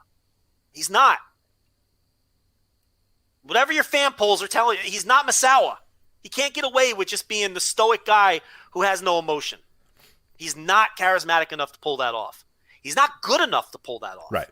Yeah, Naito's the guy who could play that perfect. I mean, Naito he can do that. Right. He plays the I don't care, tranquilo, all that sort of stuff. But when it's a big moment, it's a big moment, and he treats it like a big moment. And he's a fucking incredible pro wrestler. So even if he is doing the I'm just chilling, I'm doing whatever, but it's not even true. He lulls you in with the I don't care, I'm just kind of fucking around thing, and then boom, he's hitting a Stardust press and a Destino out of nowhere, boom, boom, boom, boom. You know what I mean? Like that. That's all just a ploy. Where Sonata, that is the thing. It's just like. Yeah. Like it's just whatever, like that could be your people can really, but yeah, it's never going to attract me. It's never going to land with me ever. That's not the wrestlers that I love. That's not the athletes I love. It's not the actors I mean, I want you to draw me in. I want you to make me root for you. I want you to get me excited and get me hyped up and get me ready to go, and he's just not going to do that. If he didn't do it in this G1 final, which again, decent enough match, okay match, good, a good match. But he didn't get it to that level. He didn't make it feel like it was that level. And I'm not putting this on Kota Ibushi, man, who's had a decade plus of incredible matches. I look at Sonata and I go, well, why was this thing, not to that level? Why was this a little bit meandering at times? Why was this only a low end notebook when it's a G1 fucking final? That's you expect and really we should. It's not even an expect. It needs to be better than it was, and it just wasn't. So it wasn't even just the final. It was the whole tournament. Right. It's not like he proved you, the entire tournament that he was ready to go. And yeah, it just kind of. He had a great match with Tanahashi where I'm fairly certain I could have a 3-star match with Tanahashi. Yeah. And it's like towards the back end, and then he had a pretty good final that didn't meet the standard of the usual G1 final of the past few years. And I don't see how his tournament could be chalked up as anything but a disappointment. And the thing about it is, it was served up on a platter for him to come off like a major star on the rise. That was how it was set up. Like, the intent here was for you to come out of this thinking, this is the next guy. And despite that, he limped through the whole thing and had a very disappointing tournament. Who knows with him, but I'm sure they have plans for him and they're going to stick to it. They typically stick to their plans. When the AJ Styles thing didn't work right away, they stuck to the plan. That's the point of reference I always use. So, and I don't know if they necessarily even think that the Sonata thing's not working. I don't know what their plans are. Maybe they don't. Maybe the intent isn't for him to be the true top guy. I doubt that it is. I mean, how could it be? But even just to get to that next level, something's missing there. But anyway, that's the final match, and that's Sonata, and that was kind of what I wrote about behind the paywall concerning. I believe we're in a new era right now. I think we're already in it. And we're in the midst of it, and it's exciting because, we don't know who or what is coming next for a lot of these guys. And, it's I think that there's going to be more reshuffling, both in terms of pieces moving around and just, new slotting taking place as well. So, did you want to talk about the other two Sumo Hall nights quickly? Yeah, do you care to go back to those? I mean, I can if you want, but you've probably talked about them enough, and they feel like they're 1,000 years ago. I mean, if you want, I'll talk about them. It's cool, but I figure you're kind of burnt out on G1 discussions. So, well, we don't have to do like necessarily match reviews, but just the big picture stuff that we're doing. But I mean, I feel like night 17 was just a beautiful story from start to finish, and a great night and a very memorable one.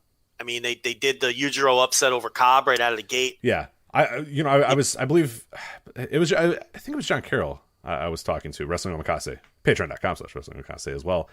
And John and I were talking about how energized we were after this show. It was just like you said, kind of the new era thing. It was like, man, we got there's a lot of direction. I mean, this one night set up like 3 or 4 different directions, clinched your G1, got you ready for a new unit. Like, you had big upsets, you had big, it just felt like this monumental night where a lot of shit happened. You know what I mean? Like, it re-energized me into New Japan, where it had been getting a lull. I had been getting a little bit of a lull, and I was kind of ready for the G1 to end, and I'm kind of ready to just go, whatever, New Japan. And this was like, all right, let's go. Like, big time matches. We got Shingo beating Minoru. He's moving on. He's going to get a never title shot. Will's breaking free of Okada. We got a new unit here. Okarn has joined. Kota Ibushi, shocks the world and enters the G1 finals. And, Jay White, you could tell that that's fracturing even further as, Gato's interference doesn't help him. Then Tomohiro motherfucking Ishii wins the goddamn match, and he should have just gotten the G1 trophy. They should just given it to him. You know what I mean? Like, it was a really energizing show that got you really excited about whatever this new era or the next few months of New Japan Pro Wrestling, whichever. If you want to look big picture or small picture, you know what I mean? Like, there was just so much coming out of that night that was really exciting and fun. Yeah, and it just told match by match the story. It was like one long, continuous story. It was just one of those nights in the G1 that just everything clicks, and the stories they're trying to get across. Just, starting with the big upset, which kept Ospreay alive. And then, Shingo and Suzuki again, it's like we kind of forgot that those guys are feuding over the never title, and that continues on. And then, like we talked about last week, where I spent a whole week just fascinated with why Jeff Cobb beat Will Ospreay and trying to figure out why they would do that and why that was a red flag. And eventually, I worked it out, and we talked about it last week. It meant that Ospreay had to be beating Okada. There was no other explanation. And that's exactly what they did. But they had to beat Ospreay the night before to ensure that Jay White was alive going into his match. So it all worked out, and Will Ospreay did beat Okada. But what we didn't see coming, even though we figured out that he was going to win, We didn't see the turn coming. Oh, speak for yourself. I knew O'Karn was coming in. I knew Bea Priestley and Great O'Karn were coming in to help him. Come on. Well, everyone but Rich. Yeah, I knew it. Yeah, of course. Yeah. And it's a big moment. And are you a little disappointed that they burned off his win over Okada in that fashion? Let me ask you that. I would be if it was just Will Ospreay just out wrestled Okada and beat him, but with the interference, with the turn, I'm not. To me, it stings even a little bit more, and stings in a good way. We were like, this asshole couldn't do it on his own. You know what I mean? He needed the help because he probably knew he couldn't do it, that he couldn't beat Okada. And he stifles Okada while Okada's trying to kind of figure things out and get back on track and get his new... to me, I almost like that. That's the heat to me, is that he did it, and he did it via cheating, and he did it just on this G1. Yeah, no, because if he just went out there and hit an Os cutter and just beat him in the middle of the ring, I'd be right with you. I'd say, it kind of stinks. But I think being third from the top helps too, in that it didn't if they were in a big main event match and they did this angle and they did the turn, then it might rub the wrong way a little more too, because it's but this was third from the top, and we thought it was a little weird that Ospreay might beat him third from the top. But if you do it like this, do you kind of see where I'm going with that? It's almost like it makes the interference in the turn more palatable with finally getting the big win because of the card positioning and everything else. Whereas I think you don't want to spoil, if it was the main event at Dominion or something, maybe you don't want to spoil the big win that way. Am I making any sense? You are. Did you put a bet on the Biden calling Trump malarkey? Why did he call him? He did. He just did. He just said malarkey to something. Malarkey? Yeah. See, if you would have done that on mybookie.ag, promo code VOW, you'd be a millionaire right now. I might have a couple bucks on that. Yeah. Okay, you'll have to see. So you might be a millionaire now. So. Yeah.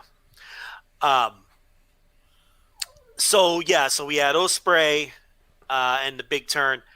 What was going to be my other question to you in regards to that? Oh, here is my one concern with the Ospreay turn and the formation of a new faction. They're going to be heels. Do we really need more cheating in New Japan?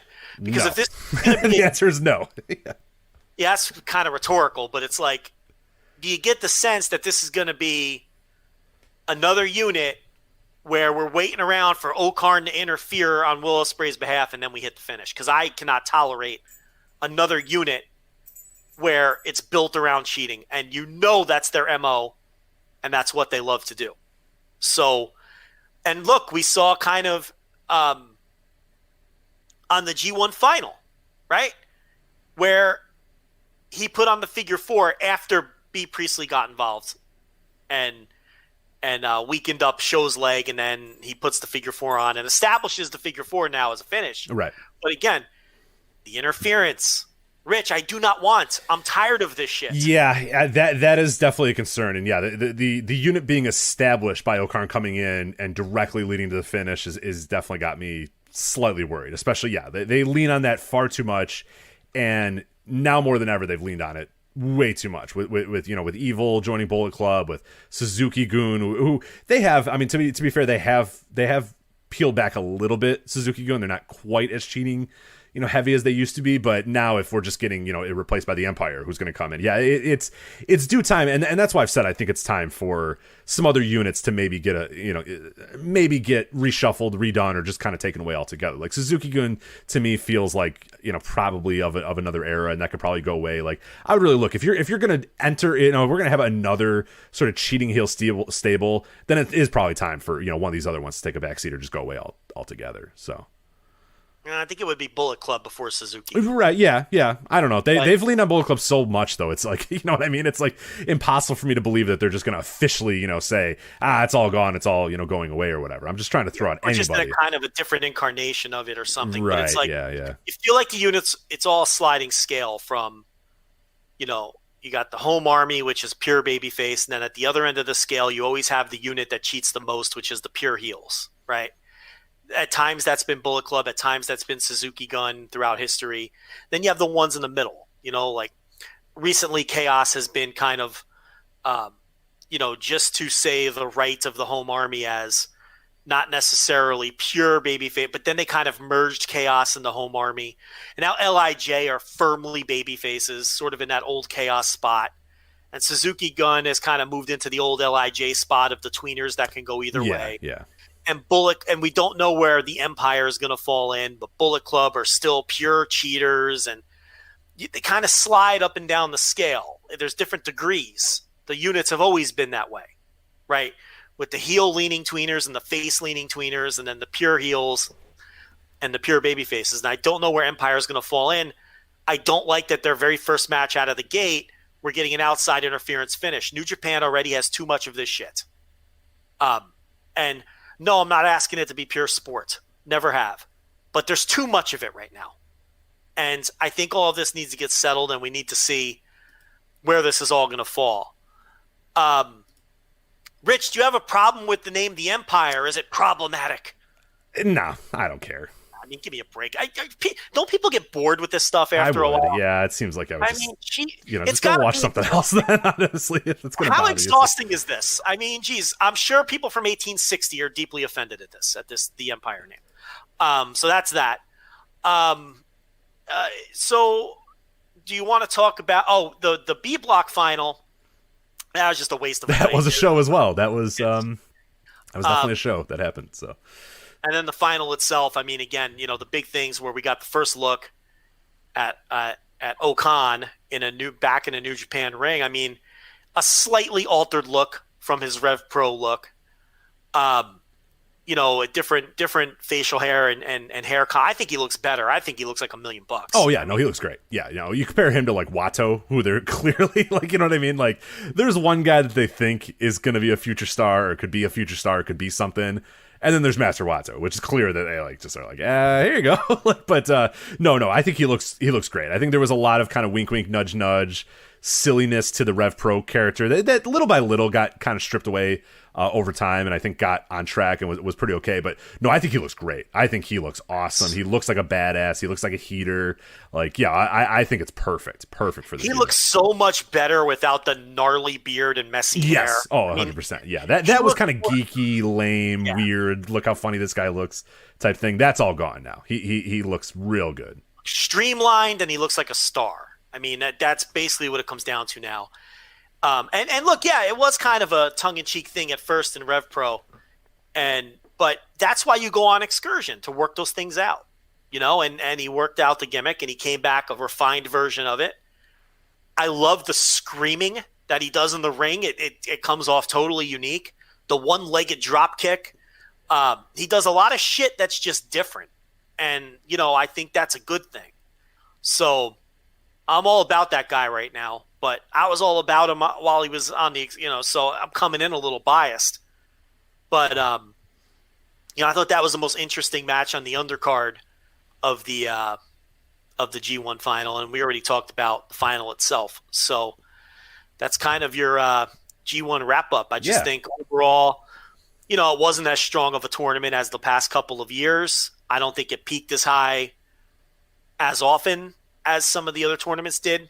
You can attribute the clap crowds to that to some extent.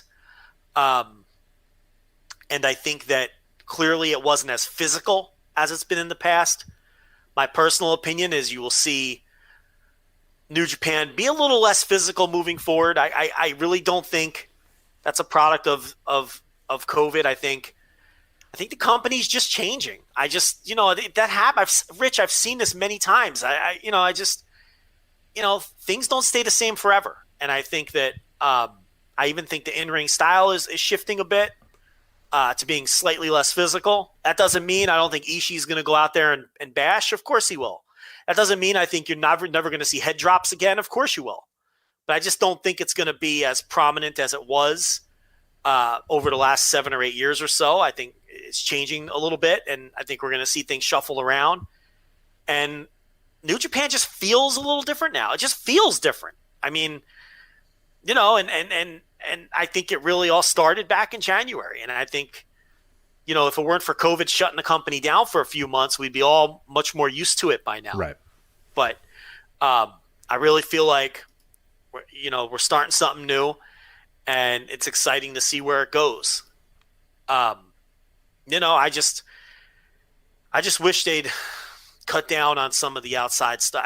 I don't know. It's just that the evil matches to me are one step away from being completely intolerable. I mean, it's just it's terrible. It's awful. Yeah, and now we have to have another evil Naito main event. I mean, I guess we'll talk about Power Struggle in a bit. My final thought on G1 was really, more than anything, I think I was encouraged by what I saw in the A block and encouraged what I saw of the B block matches that weren't bullshit, that weren't filled with bullshit, is that, it to me was like, okay, despite the fact we got the clap crowds, despite this is not a G1 that I remember for being an all-time bad G1 or a G1 that I was just, like, I was into this G1. I liked this G1. I enjoyed a lot of the matches that I saw. And I didn't initially, when the idea of the G1 was coming with these weird crowds, I was just like, damn, like, this is gonna stink, because it's just not fun, because these crowds stink and the wrestlers, like New Japan, I wasn't seeing great matches with New Japan. You know what I mean? Like, it felt like so long ago that we were getting those top tier New Japan matches, and then I saw the G1. I was like, okay, no, when the top guys are in there and they're motivated and they want to, those guys can have great matches, and that's good. Like, it let me know that despite the clap crowds, despite whatever, that when they want to bring it, they can bring it. But at the same time, like you said, there was those B block matches too that made me think, oh God, if we get more of this, like, this is just not a company that I am as invested in. And there's maybe people that love those type of matches and love these sort of storylines and love this interference and love that sort of stuff and love this heat and whatnot. And dude, I just want a lot. To me, I want more of the A block, less of the B block. But overall, I was encouraged by what I saw with the G1. It's just, like you said, I'm a little worried, especially with some of the top guys, what the rest of the year is going to look like with them and what the style is going to be of New Japan. Because I think we really did see two distinctive styles in both the A block and the B block. So, all right, so let's talk about Power Struggle. Hold on now. Did we, though, or was it just that one block had all the good wrestlers? I mean, can we be honest about this? Was it really different styles? I mean, different styles in that one block was let's have good wrestlers, have good matches, and the other block was let's fuck around and have a bunch of interference and long, boring matches. I mean, whether you want to say that's good versus bad, I guess, but I just think one block had more good wrestlers than the other block. I mean, when one block has Ibushi, Shingo, Ishii, Okada, Jay White, Will Ospreay, and Suzuki. I mean, I'm almost forgetting guys, and the other block has Naito, Tanahashi, Zack Sabre Jr., and I'm running out of names. Like, that's the difference. I think this idea that the blocks had different styles of wrestling is a very overtalked point, and honestly, I think it's complete bullshit. I think one block had more good wrestlers than the other, and then one block smoked the other in match quality as a result. I really think it's as simple as that. And I think there were a lot of excuses being made for the B block, when really all it comes down to is Kenta, Juice Robinson, Evil, Yano, Sonata just aren't as good as the guys that were in the A block. I mean, and I don't know why people can't just say that. I mean, we have to twist yourself into a pretzel to convince yourself, oh, well, it's different. No, it's not. It's all the same company. They're all having the same matches. Outside of Yano, they're all having the same fucking matches, okay? And maybe Zack Sabre Jr. Everyone else wrestles the same. Let's stop pretending, okay, that it was anything more than the A block had more good wrestlers than the B block. There was this weird culture war going on the whole time during the G1, okay? Because people got to pick sides before these matches even happen and decide what they like or don't like. And I'm sorry, that's what most of these clowns do. And then it's just, you have to craft an argument around the narrative that you've already created. Here's what happened in the G1, okay? And why no matter where you go, grapple, cage match, people's reviews, no matter where you go, the A block smoked the B block. That's actually a good point. We had the folks at Grapple sent us over some really cool stuff. Let me actually grab those right now. So while you're talking, had all the good wrestlers, and the B block had the lousy. Can we just fucking say it? Okay? And yeah, maybe you, fringe person, prefers watching Juice Robinson or fucking Sonata, but okay, you're entitled to that opinion. But most people, in most people's eyes, the A block just had better wrestlers. That's it. I didn't see some drastic difference in style. I just saw good wrestlers having great matches and mediocre wrestlers having mediocre matches. That's what I saw. I didn't see Kenta going out there working fucking some different fucking style than Shingo was working. Shingo's just better than Kenta. I mean, come on. Okay, Evil's matches fucking stink because they're loaded with Dick Togo bullshit. That's what it comes down to. And Will Ospreay's matches are good because he's fucking Will Ospreay. Okay, stop making shit like these fake narratives. It's bullshit. God, that annoyed me. It's we knew when the thing started that the A block was loaded. And then it played out exactly how everybody expected. Where by the end, people just, they were tapping out on these B block shows. Because they were the same goddamn thing every night because it had the shittier wrestlers in it. I mean, geez, can we just be honest for once? Man, I wasn't expecting to go on this rant. It's fine. Here we are. So our friends at Grapple sent us some G1 Climax 30 by the numbers. So some pretty interesting stuff. I'll jot down here. We tweeted it out as well, so you can find it on our Twitter account. But some stuff. Overall match averages. This is through the Grapple app. 2020 3.38 is the overall match average. 2019, last year's G1, 3.58. So a 0.2 fall in terms of average match rating. Well, that's enormous when you're talking about. You're right. The margins are pretty big. Yeah, they have a graph here that, like, I mean, it's large. It's a big gap. This is a great way to look at it, the gap as well. One match rated 4.5 stars in 2020. 8 matches with an average of 4.5 stars last year. So yeah, we're talking a huge gap there. 7 match difference in terms of high end matches. 16 matches rated 4 stars or better in 2020, 28 matches rated 4-star or better in 2019. And the G1 final, like we mentioned, Kota Ibushi and Sonata, 4.07 as of when this graphic was made. Last year, 2019, 4.6. Ibushi and Tanahashi from 2018, 4.8. Omega and Naito, 4.8. Omega versus Goto from the year prior, 4.7. So yeah, another huge gap in terms of that final. To your point here, based off 24,420 total ratings across 91 matches. Top 10 matches. Okada and Shingo from day 13, A block, 4.53. So that is the highest rated one so far. Number 2, Naito and Tanahashi from the B block. That is going to be your only B block match in this entire top 10, by the way. So it speaks definitely to your point at 4.41 for that. Ibushi and Suzuki, 4.37. Ospreay and Takagi, 4.36. Ishii and White, 4.3. Ibushi and Ishii, 4.3. Ibushi and Takagi, 4.2. Ishii and Takagi, 4.2. Ishii and Suzuki, 4.2. Ishii and Ospreay, 4.1. So again, speaks to your average that there are just a lot of top tier guys. And this is probably the best way to do it. B block average based off Grapple, 3.61 for the A block, 3.14 for the B block. I mean, that is a pretty big difference there between A block and B block with the 3.6 to a 3.1. And Tomohiro Ishii is your MVP via Grapple. He had a exactly, and they do it. They do an excluding Yano and Yujiro thing, which is I get why they would do that. I get that for Yano. I don't know if you have to exclude Yujiro this year as well, but if we include those two guys, Tomohiro Ishii 4.06, Kota Ibushi 3.9, Shingo Takagi 3.8, Will Ospreay 3.8. Jay White 3.6. I mean, you got to go pretty far until you find a B block guy in these lists. 3.6 for Okada, 3.6 again for Naito. So Naito right there with Okada, Minoru Suzuki 3.5, and Taichi 3.5 as well. So MVP Tomohiro Ishii, which I think I'd probably agree. I know in your piece you put it down, but who was your definitive MVP of the G1? I gave it to Ishii in my piece. The matches were just too good. And then when you have the final, I think he sealed it. Yeah, he sealed it with that A block final to me. Yeah, it's just emotional and it's pure Ishii. Even in his greatest moments, okay, someone else benefits more than he does. And that's just the essence of Ishii. Yeah. He wins the biggest match. He's headlining in Sumo Hall. He never has before. One of the biggest matches of his life. He upsets the overconfident and cocky Jay White. It was just a brilliant story. Jay White chokes it away. Ishii, early in the match, stands up to him and doesn't take his shit and delivers that forearm shot to the face, which set the tone for the rest of the match. And then he wins, and the moment is for someone else. It's for Ibushi. It's not even for him. And that's just so Ishii. So it has to be him.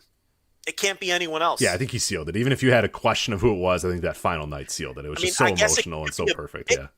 I guess it could be Ibushi if you factor in the final and the fact that he won. I can't kill anybody for picking Ibushi because he had a great tournament too.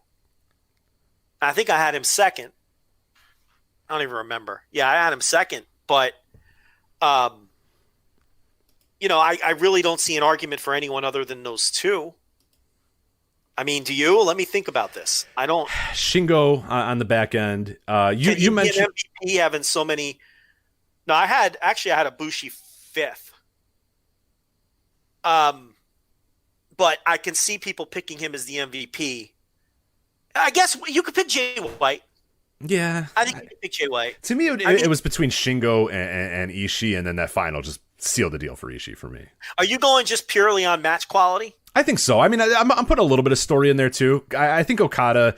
To me, it's hard to make him the MVP. I mean, I think he told a good story, but to me, there was enough matches there that I didn't love, and they were like on purpose, kind of weird and stuff. Like in terms of like telling a story throughout the entire month long G1 or whatever. Yeah, it's definitely Okada. I mean, Okada's the MVP in terms of telling that story or whatnot. But would I lie if I was saying I enjoyed his matches more than I enjoyed Ishii's matches? I would be. I enjoyed Ishii's matches way more than I did, and it was like it was really cool to see Ishii against all those different guys. And yeah, he has kind of a similar style in a lot of his matches, and most people end up having to wrestle kind of a Tomohiro Ishii match. But I think he just lulls you in so much, and you just end up loving it so much. We always talk about the Ishii vortex, where you're just fucking, you're on your feet rooting for him. You just want the guy to win so badly, and that's where I was almost the entire tournament with him. And then in that final, it was just like, oh yeah, dude, this guy's so far ahead of everybody else in this G1. So I think he was pretty clearly my pick. So I couldn't get Shingo any higher than sixth, just because of how inconsequential he was to the big picture. But he was great. He was fucking great, especially in that Okada match. I don't know if anybody wrestled a better match than he wrestled against Okada. I'll say that. And Ibushi, I think, Okada I had fourth, which would sound crazy after the first couple nights. But, I mean, he told the best story. And, his work, when you factor everything in, it's the word I gave him, masterful. That was the word I gave him. He was masterful. And then there's Jay White, and I had Ospreay second, actually, because I think, the turn had all that impact. And he wrestled great the whole tournament. But, to me, it was Ishii, because the matches were just so fun. He's great. The guy's the best. I mean, I already gave it away behind the paywall, but I voted him for the Hall of Fame this year. It's just, I'm tired of pretending that what he's doing isn't incredibly special. We're going on like 8 years of this where you could argue he's the best wrestler in the world. It's just he's so good at stupid. He's like I wrote in the piece, he's undeniable. Yeah, this guy's great. All right, let's quickly look at this Power Struggle show, then we'll get to our final two topics of the day. November 7th, Osaka, Japan for Power Struggle 2020. We have 6 matches right now, which, God, I know that it's not going to continue. I know that these 6-match shows are not going to continue. The G1 being a Young Lion match and just the block. I know those aren't going to continue, but God damn, I love these cards. They're so good. Like, it's just, none of the bullshit. In and out in 2.5 hours, 3 hours. Like, dude, 6 matches, all singles matches. Like, I love this format of cards, and I know it's not going to continue. I know it's not going to happen, but maybe we'll, What do you mean the G1 layout this year? The G1 layout and the Power Struggle layout. We have 6 matches for this Power Struggle, and that's it. And they're all singles matches. It's like, yes, let's go. They're trying to. I would love the G1 to keep that layout forever. But they're not. They're not. No, we'll go back to the 6-mans. But anyway, here are the matches for Power Struggle. Toru Yano versus Zack Sabre Jr. for the provisional KOPW championship. So Zack Sabre Jr. has a chance to win the very prestigious KOPW championship. Whatever. Yeah, it's fine. Yeah. Minoru Suzuki versus Shingo. Cannot wait. Never openweight championship. Okada, great. Sorry, go ahead. Their first match was better than the G1 match, but this is going to be at minimum very good. And like you always like to point out in Osaka too, which will be always a cool moment there. So Okada versus Great Okarn, just a straight up singles grudge match there, which I'm into. I love that idea. To me, Okarn beats him, right? You got to beat him, right? Well, that's an interesting match because we'll see right away the early slotting of Okan. Okay, if he beats Okada, then okay, all right. Well, right out of the gate, he's no pin eater. Right. Okay. But I could see Okada beating him. I mean, because the big match here is obviously Okada Ospreay. It's not so. very intriguing match because it's going to tell us a lot about what they think of Okan right this second. Then we have Kenta Hiroshi Tanahashi for the U.S. Championship Challenge Rights Certificate. They are not giving up on this thing somehow, some way. They're going to find a way to get that title out of Jon Moxley. I guess Kenta, because I guess Kenta can maybe come to America. Like, dude, who knows with this? I don't know. Yeah, but like, Moxley can't wrestle in America, so they might just have. I don't know. Yeah, I don't know. Somebody asked me that too on the Q&As. Like, how do you get the title off of Moxley? And I just think you just strip. You know, like, how long are we going to jack around with this thing? Like, all right. Well, here's the thing: do we have to get it off? And that was the second point. Is like, does this title even matter anymore? And I would have told you that. And then when they announced that this was, a match for the challenge rights certificate, I'm thinking, why even bother? Just if I'm New Japan, I just ignore that this title even exists until COVID's over. And when it's over, you can say, yeah, okay, here you go. Like, yeah, but I mean, it's like, can't the title matter and also be on ice because everyone knows that we're in a very weird circumstance? I don't think this is a big deal. I don't know. I'm not wound up about this. I think when Moxley can wrestle, he can wrestle. I don't think you strip him. I don't think you concern yourself with it. I think people think Tanahashi's the favorite here because Tanahashi Moxley, a potential match at Wrestle Kingdom it would be a Wrestle Kingdom caliber match, right? So to get that briefcase to Japan, you have Kenta win it in America, get it to Japan, and then get it on Tanahashi. So I kind of get that. With that said, Kenta is pushed harder than people think. And Tanahashi is not pushed as hard as people think. You're right. Yeah, not anymore. So it kind of makes the match interesting from that perspective because I think people don't give credit to how hard Kenta gets pushed. They see him as just this kind of mid-carder. He just beat Naito. And he finished 2 points behind the leaders in his block.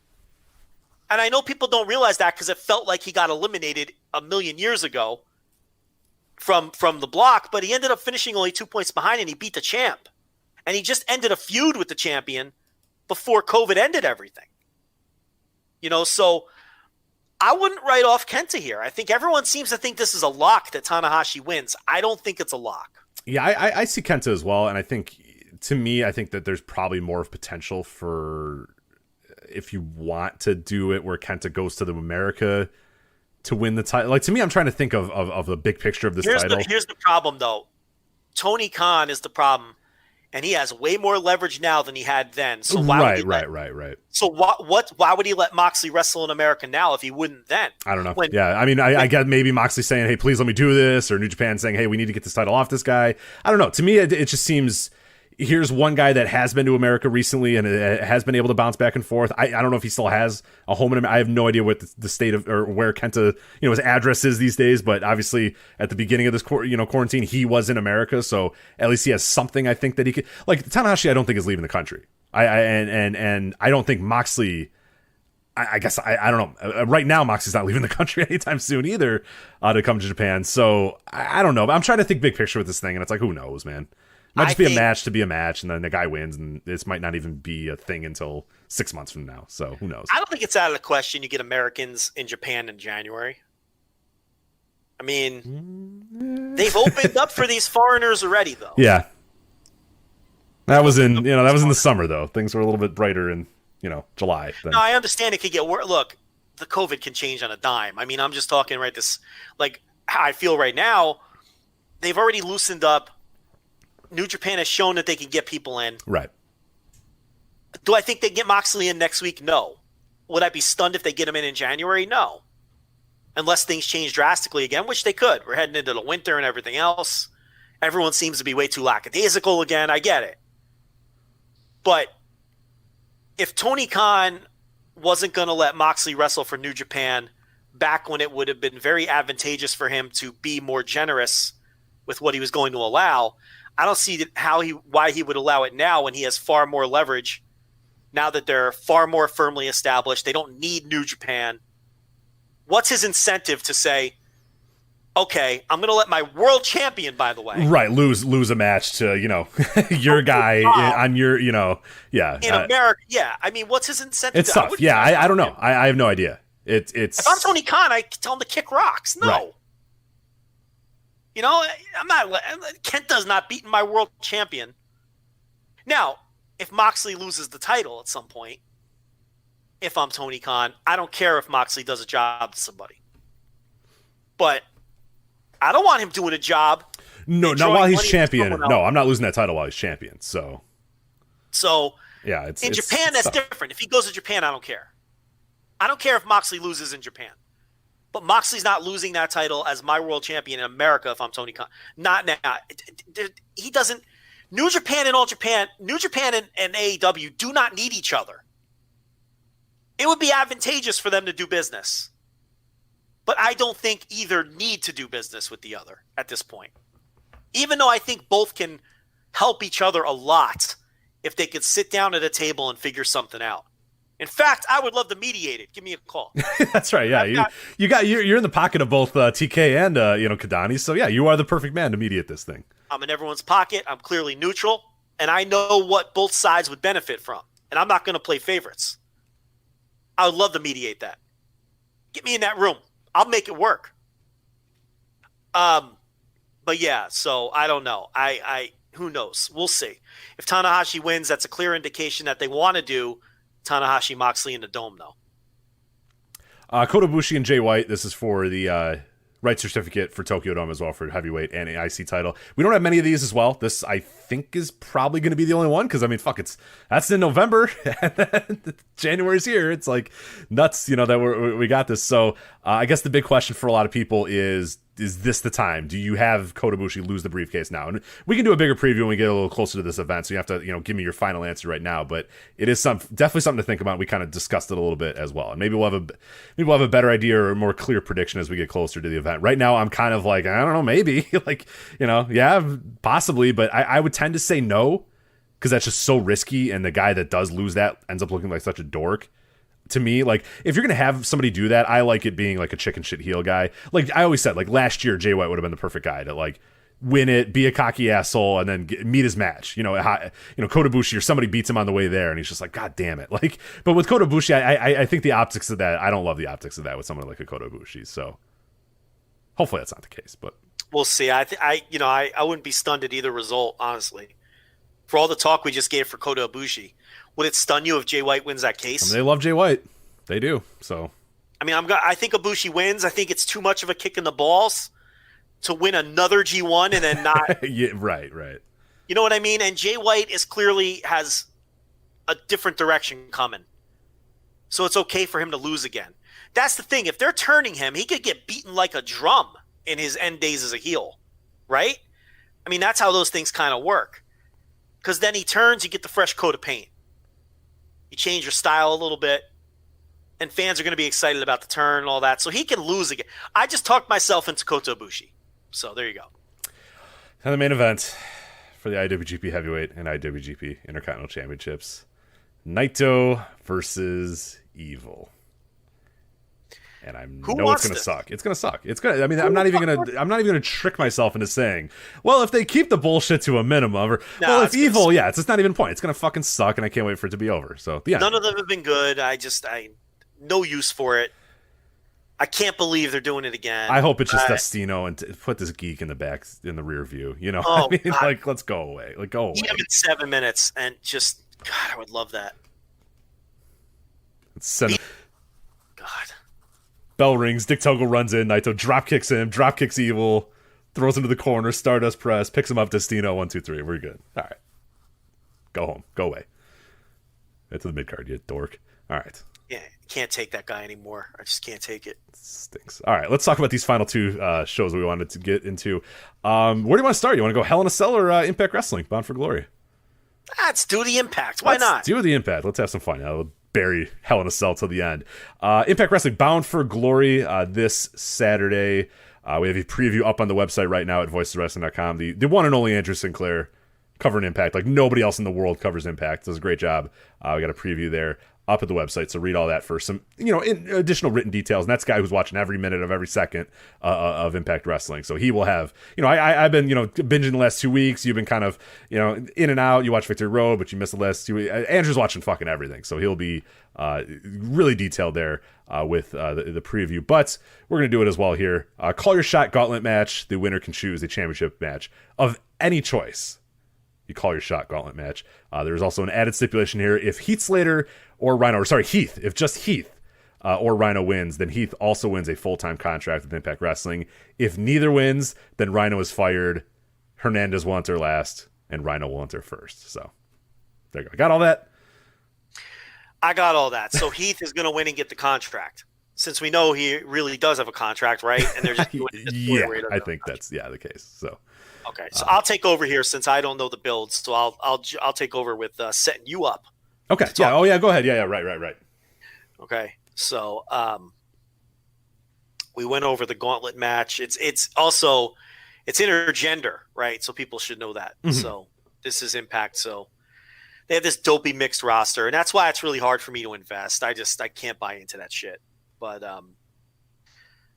so because they're building it around Heath and Rhino, you feel like it's going to come down to those two guys. I think so. Yeah. Even and the caveat there too is that Heath or Rhino wins. I kind of like the story of Rhino winning and winning it for his buddy Heath, more so than Heath winning it himself. And they've kind of been building. I mean, it seems impossible to say in 2020, but they've been kind of building Rhino up on TV. He's been kind of a big deal the last few weeks as well. So I could absolutely see, Heath gets out and it's like, oh my God, Rhino needs to win this to win that contract for Heath or whatever, win it for his buddy or whatever. And then he goes and wins. I could see either scenario because you could play it up where Heath is like he's one of the last few guys in there. And it's like, oh my God, he's got to win or else he's they're neither's going to have a contract and Rhino's going to be fired. Like you could do that, or you could do Rhino gets the win. Either way that they do it, I think no doubt like one of those guys is going to win this, and Heath will of course get that full-time contract with Impact. So the bottom line is Tenille Dashwood's not winning the match. I don't think Tenille Dashwood. I don't think Alicia Edwards is winning it.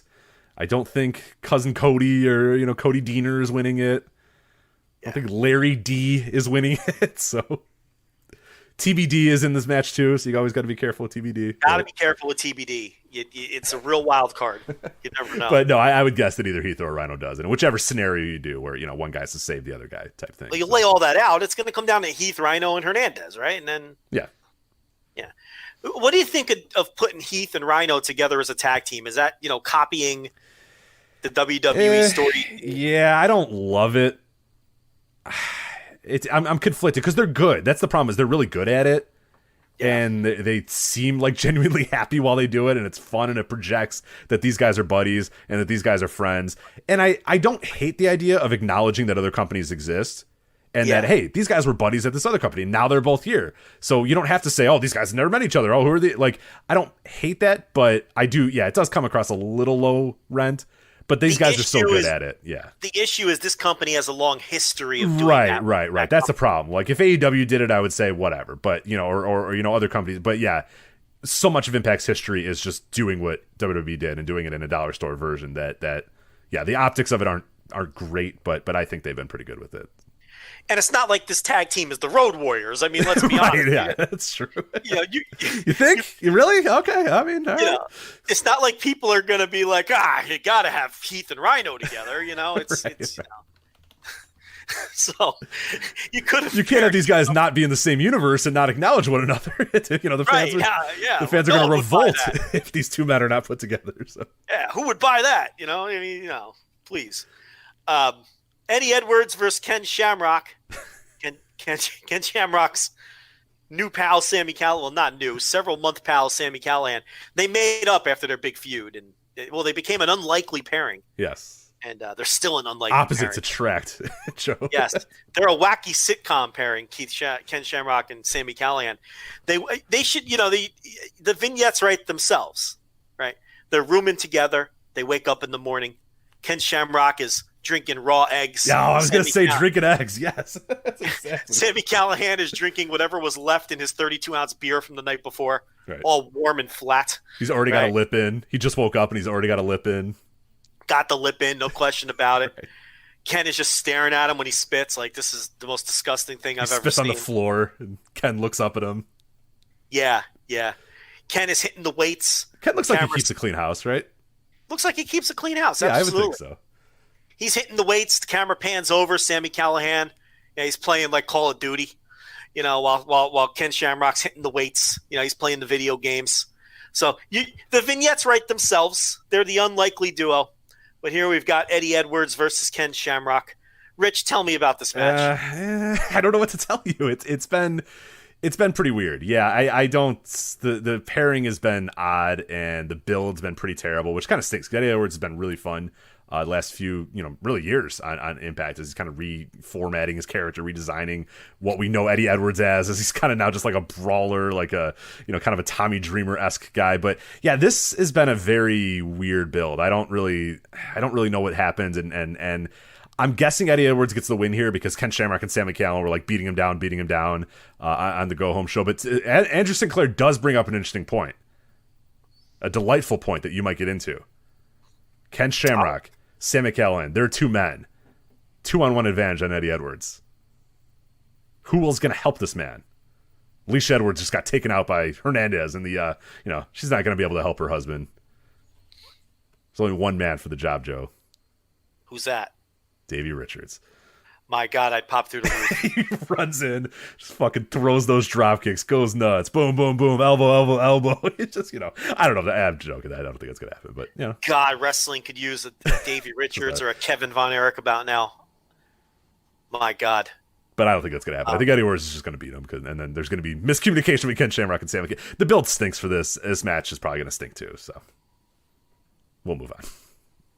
EC3 versus Moose. What's going on here? Oh, there's a lot going on. Joe, are you ready for another cinematic match? Do you love eerie background music behind a match? I am not ready for another cinematic match. Well, then I don't know if you're going to love EC3 versus Moose, because it is absolutely what you're going to get. The build has been very weird. EC3 is, and you probably saw a little bit of it from the Victory Road stuff, but he's kind of this weird, like, deranged, like, conspiracy theory guy. It's like he's like a YouTuber. He looks like shit, and he's like filmed in these like dimly lit rooms, and there's like eerie, ominous the entire time while he's talking, and he's screaming and yelling, and he's deranged, and he's wild, and he's nuts or whatever. And that's kind of the story that they've had here. Is Moose is still carrying around the TNA heavyweight title that he won a few months back, or kind of gave to himself a few months back. EC3 wants to seek to eradicate that title and eradicate TNA and eradicate all of his past and stuff, and that's kind of the story there. But they've done some brawls on like bridges, and they've done some brawls, in some weird locations, and apparently we are getting indeed a cinematic match for this. So yeah, I credit EC3 for reinventing himself and kind of changing up what he was. You keep trying to do the same thing, but where was he really going to get with that? Look, the guy's just not a great wrestler. And he looks good. Well, now he looks like, he looks like Kurgan now. He does. Isn't it weird that he looks like Kurgan? He looks like Kurgan fucked Dexter Loomis is what he looks like. But I credit him for reinventing himself. MJF does his act better than he ever did. So he had to change it up now. And the thing is, but he can't wrestle. And he's got those bad knees. Yeah, the promos have been pretty good. The problem is they're leaning too far on cinematic stuff. Like, he's cutting promos and they're backstage, and there's like weird background music and weird camera cuts or whatever. And that stuff's just always going to lose me. And that's like, I think, because, Moose is doing sit-down interviews. He's being a cocky asshole. I mean, there's really not anybody that you're going to really want to root for in this match. Like, both guys kind of have their flaws, and both guys are not people that you're really going to be invested in. But, Moose is kind of just sitting down, doing these interviews with Jimmy Jacobs, doing these backstage interviews. They're brawling, they're doing that sort of thing. But EC3 is doing these like weird, he's off kilter. It's kind of strange, and it's the promos aren't bad. Like, they're not bad on their face. It's just not what I really want out of wrestling and what I want. But like you said, it's covering up the fact that dude can't really wrestle all that well. So I get it. I understand it, and I think he's gonna win, but I really have no read on how this match is gonna go, to be honest. So yeah. 6-way scramble for the X Division title. Rohit Raju is the champion. The other participants include Chris Bay, Jordan Grace, TJP, Trey Miguel, Willie Mack. Intergender now for the X Division title. Rohit Raju, hasn't he been doing some kind of open challenges or something? Yes. Yeah. So tell us about Raju. Yeah, so he wins the title. He beats I think Chris Bay for the title. Yeah, he beat Chris Bay for the title. Yes, he did. And then he's said that he's not going to face, Bay and TJP because he's scared of them, and that's obvious that he's kind of dodging those guys. And he's, beaten Grace. He beat Mac. he beat Trey Miguel, and in all those, like it's Rohit Raju, so he's winning by nefarious means or whatever. So this is an opportunity for a lot of people that he's kind of wronged. He beat Chris Bay, he's dodging TJP, he beat Trey Miguel by cheating, he beat Willie Mack by cheating, he beat Jordan Grace by cheating, and now he's got to face all those people on the same night or whatever. So it's cool. I'm into it. I think it's gonna be a really, really good match. I'm assuming it's probably gonna be the opener. It'll be a lot of action. There'll be a lot of really cool spots, and I think it's a great way again for Raju to keep the title. Something's going to happen where these guys are going to fight with each other, and Raju's going to find some way to kind of slip through the back door or whatever. I'm guessing that that's what happens.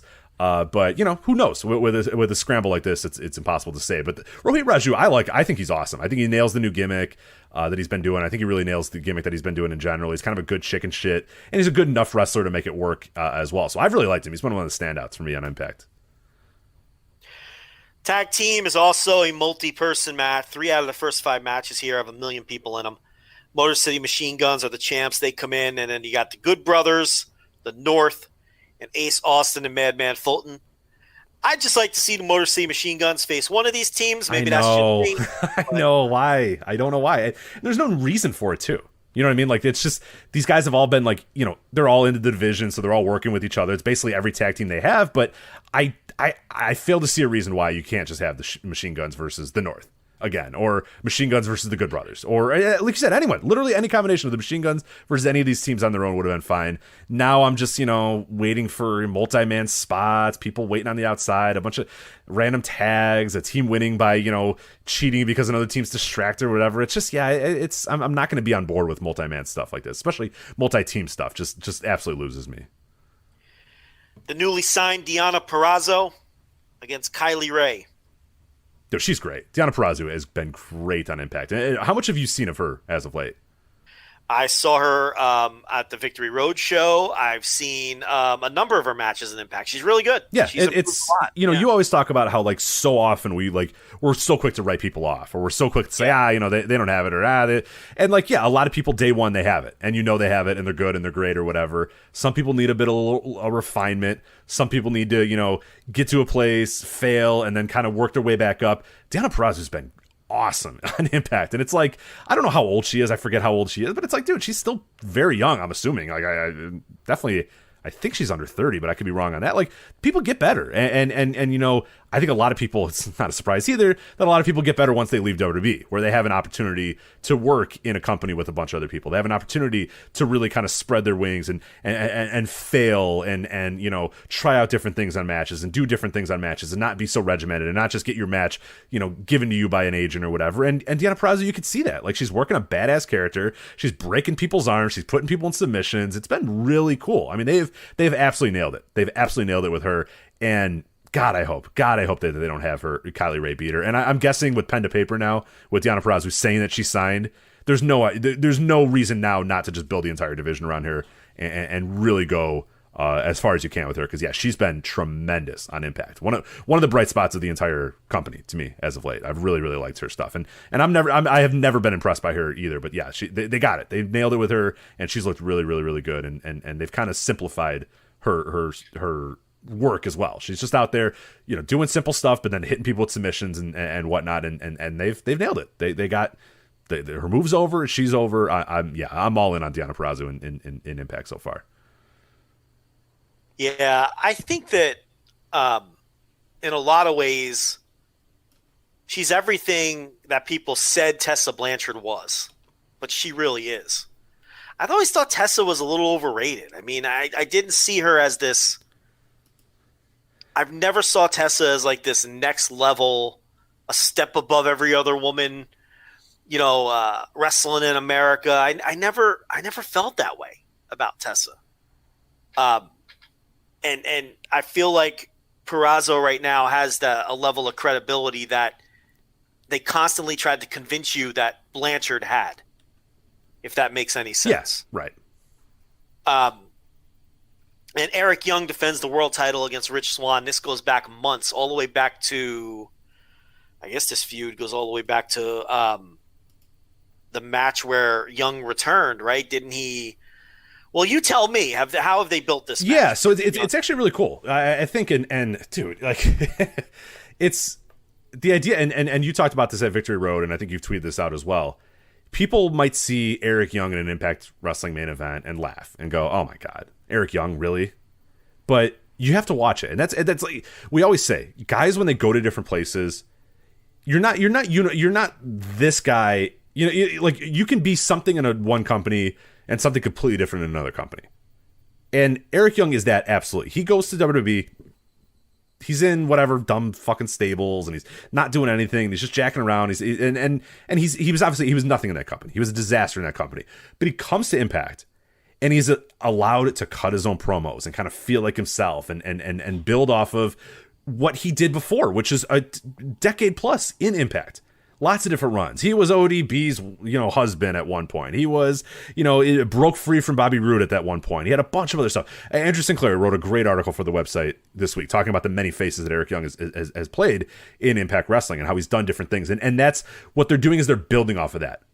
They have Rich Swann, a guy who was an incumbent, a guy who was, one of the stars of Impact when Eric Young returned. And now Eric Young is here, and he's saying, "Hey, you know what? I was a huge deal before you even were in this company. I'm a huge, I was a big time guy. I was an underdog. I was in your spot. I've done many different things in this company, and now I'm here, and you're not taking this title from me, and you're not taking this moment from me because this means everything to me. I am now the champion of Impact Wrestling, and I am not losing this title, and you're not going to take this from me."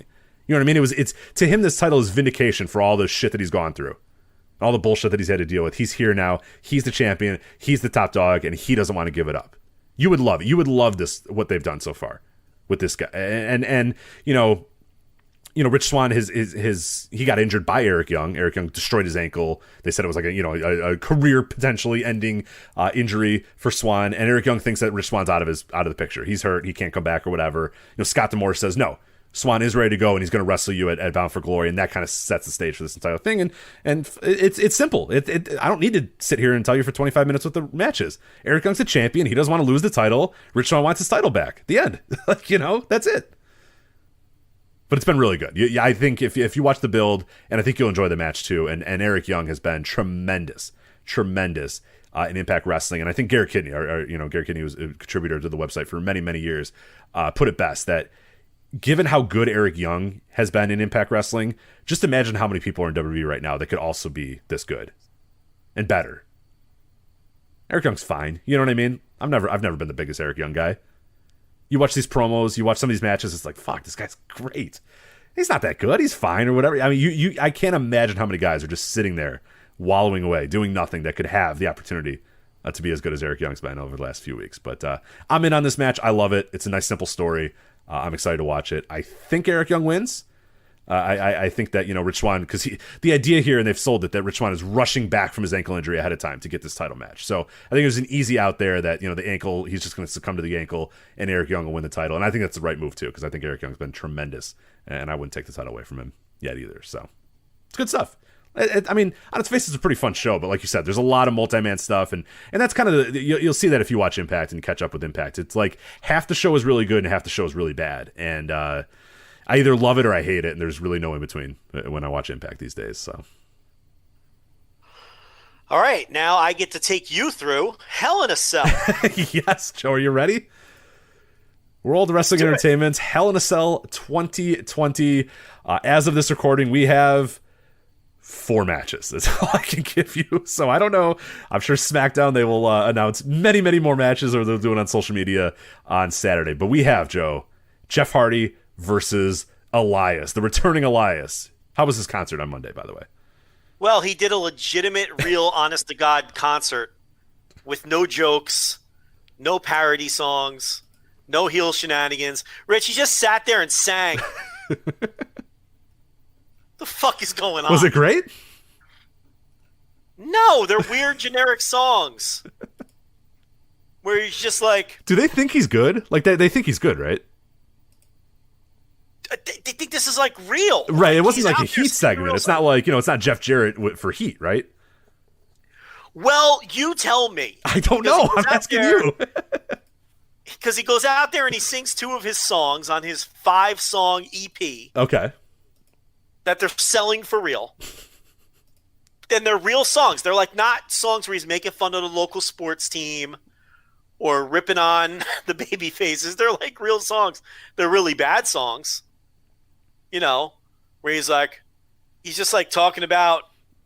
I don't even know how to describe. Like what style is he? I did not watch this concert. Is he a country guy? Is he an indie rock guy? What is he? Folksy. He like strums his guitar and he says, "Amen." I was once a sinner, but now I'm a saint. Like shit like that. Like very generic. Sounds terrible. I was born a sinner. And I ain't never been a saint. Like shit like awful. Like generic shit that you listen to at a bar and just want to leave. You're like, oh, I didn't know there was a band tonight. Cool. Let's get out of here. Like, yeah, just absolute garbage, you know? And then it's, amen. Send me back home to the river. Like that kind of shit. It's just terrible. And so he sings two of these fucking awful songs. Right? And remember, he's a heel. I think. And Jeff Hardy comes out and beats him up. Okay. And I think that means Jeff Hardy's the babyface. But isn't it backwards? Like, if they're selling these songs like they're real, like shouldn't it be the babyface that's getting attacked and the heel interrupting the concert? Right, because they are legit selling these. This isn't like a Jeff Jarrett thing where they're saying he went gold and he didn't even. It was a real record that you're supposed to go buy on Monday. Yeah. Interesting. I was born a sinner. I ain't never been no saint. Like that, yeah. You're supposed to go buy that. That's a real lyric, I think. It's a real lyric. And then Jeff Hardy, who was upset because what was Jeff Hardy's band called? It had like like weird characters that were like impronounceable, I think. Some say I'm a good man. I ain't never been bad. But my mama says that I was never good. Like that, it's just terrible. Peroxygen was his name of his band. Yeah. Did you ever listen to Peroxygen? No. Oh, what's wrong with you? But why is Elias a heel? And he's getting attacked. Like if the babyface is attacking the guy singing, then you're right. The only reason he would do that is if it's like Jillian Hall and it's supposed to be bad. And right. His fingers are in his ears. He's like, I can't listen anymore. I have to attack him. Right. But no, like they want you to buy this. They want you to buy these songs, you know? And I gotta say amen. Before I meet my master, I say amen. Doo-doo-doo. It sounds fucking awful. I'm guessing you're not doing it like intentionally bad either. Like that's probably what it sounds like. Because it's not like good, right? It's not even like remotely good. Like even if you like that style, like you can't objectively say it's good music. Listen, he just strums that acoustic guitar. Yeah. It's not even playing it. Like he just strums it. That's all I think all he knows how to do, yeah. It's no different than before COVID when he would come out and he'd be like, how you doing, Sacramento? Yeah, right. I'd go to a Kings game, but we all know that'd be real boring. Yeah, yeah, right. Yeah, like it's the same thing, except now it's really bad. Like they're almost gospel lyrics. If I'm being honest. Interesting. They're very like spirit. It's like just generic fucking slop. I've hurt many women. Because I'm a sinner. I ain't meant to do no harm. Now I gotta meet my maker when my day comes. Yeah. So, yes, they're real songs. And as you can see, they're terrible. Did we get a broken guitar at least? I don't know. Hardy attacked him. Did he like throw the amp down? Like what do what like generic ass. I know I ain't ever been good.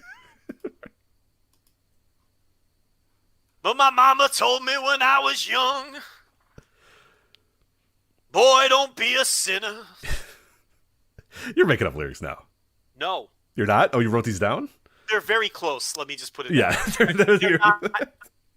They're not facsimiles. You think I'm just yeah.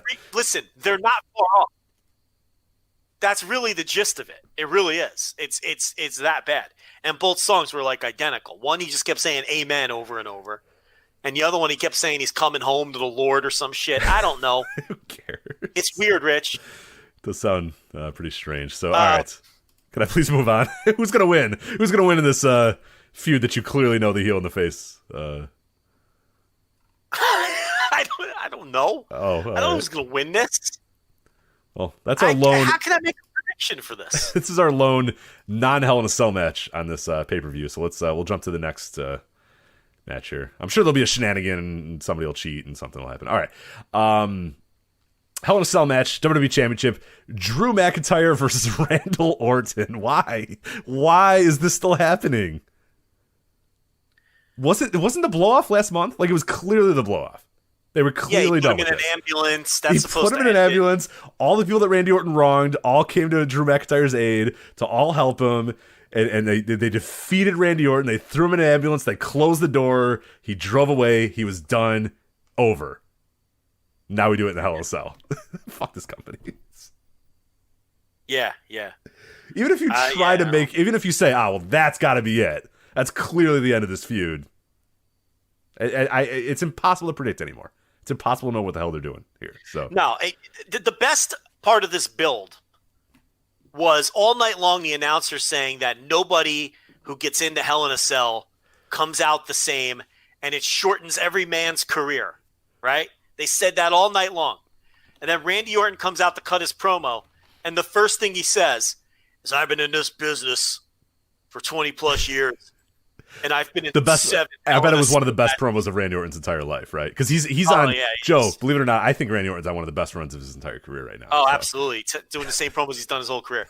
And I've been in 7 of these Hell in a Cell matches, and then you're just thinking to yourself, I thought this thing shortens careers. This guy says he's been in 7 of them, and he's been wrestling for over 20 years.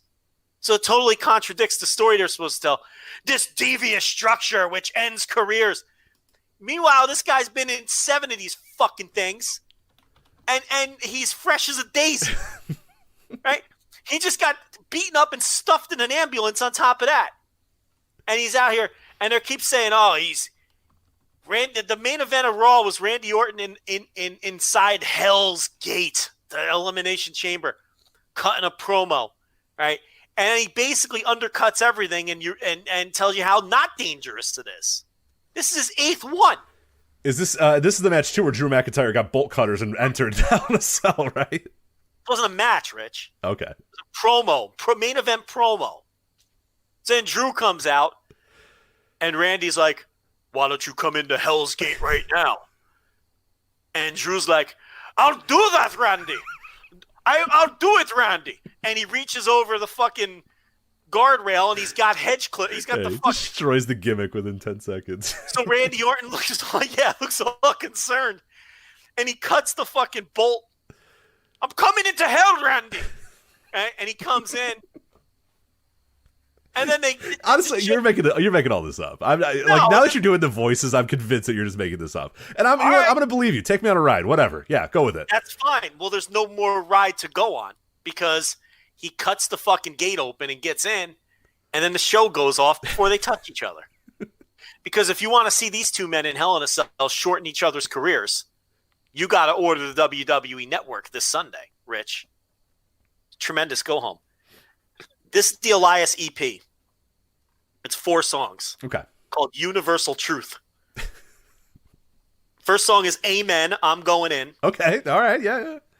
Lead Me Home. So was I lying to you? No. I wasn't lying to you. No, you said both of those. Street Light. Oh, I know I know that song sucks. I haven't heard it, but I know it fucking stinks. Listen, I've never heard it, but I could sing it for you. Are you ready? Right, go ahead, yeah. I ain't never been no saint, but I'm going towards the street light. The street light will guide the way and help me not be a sinner. That's what it's going to be. Yes, it'll be so bad.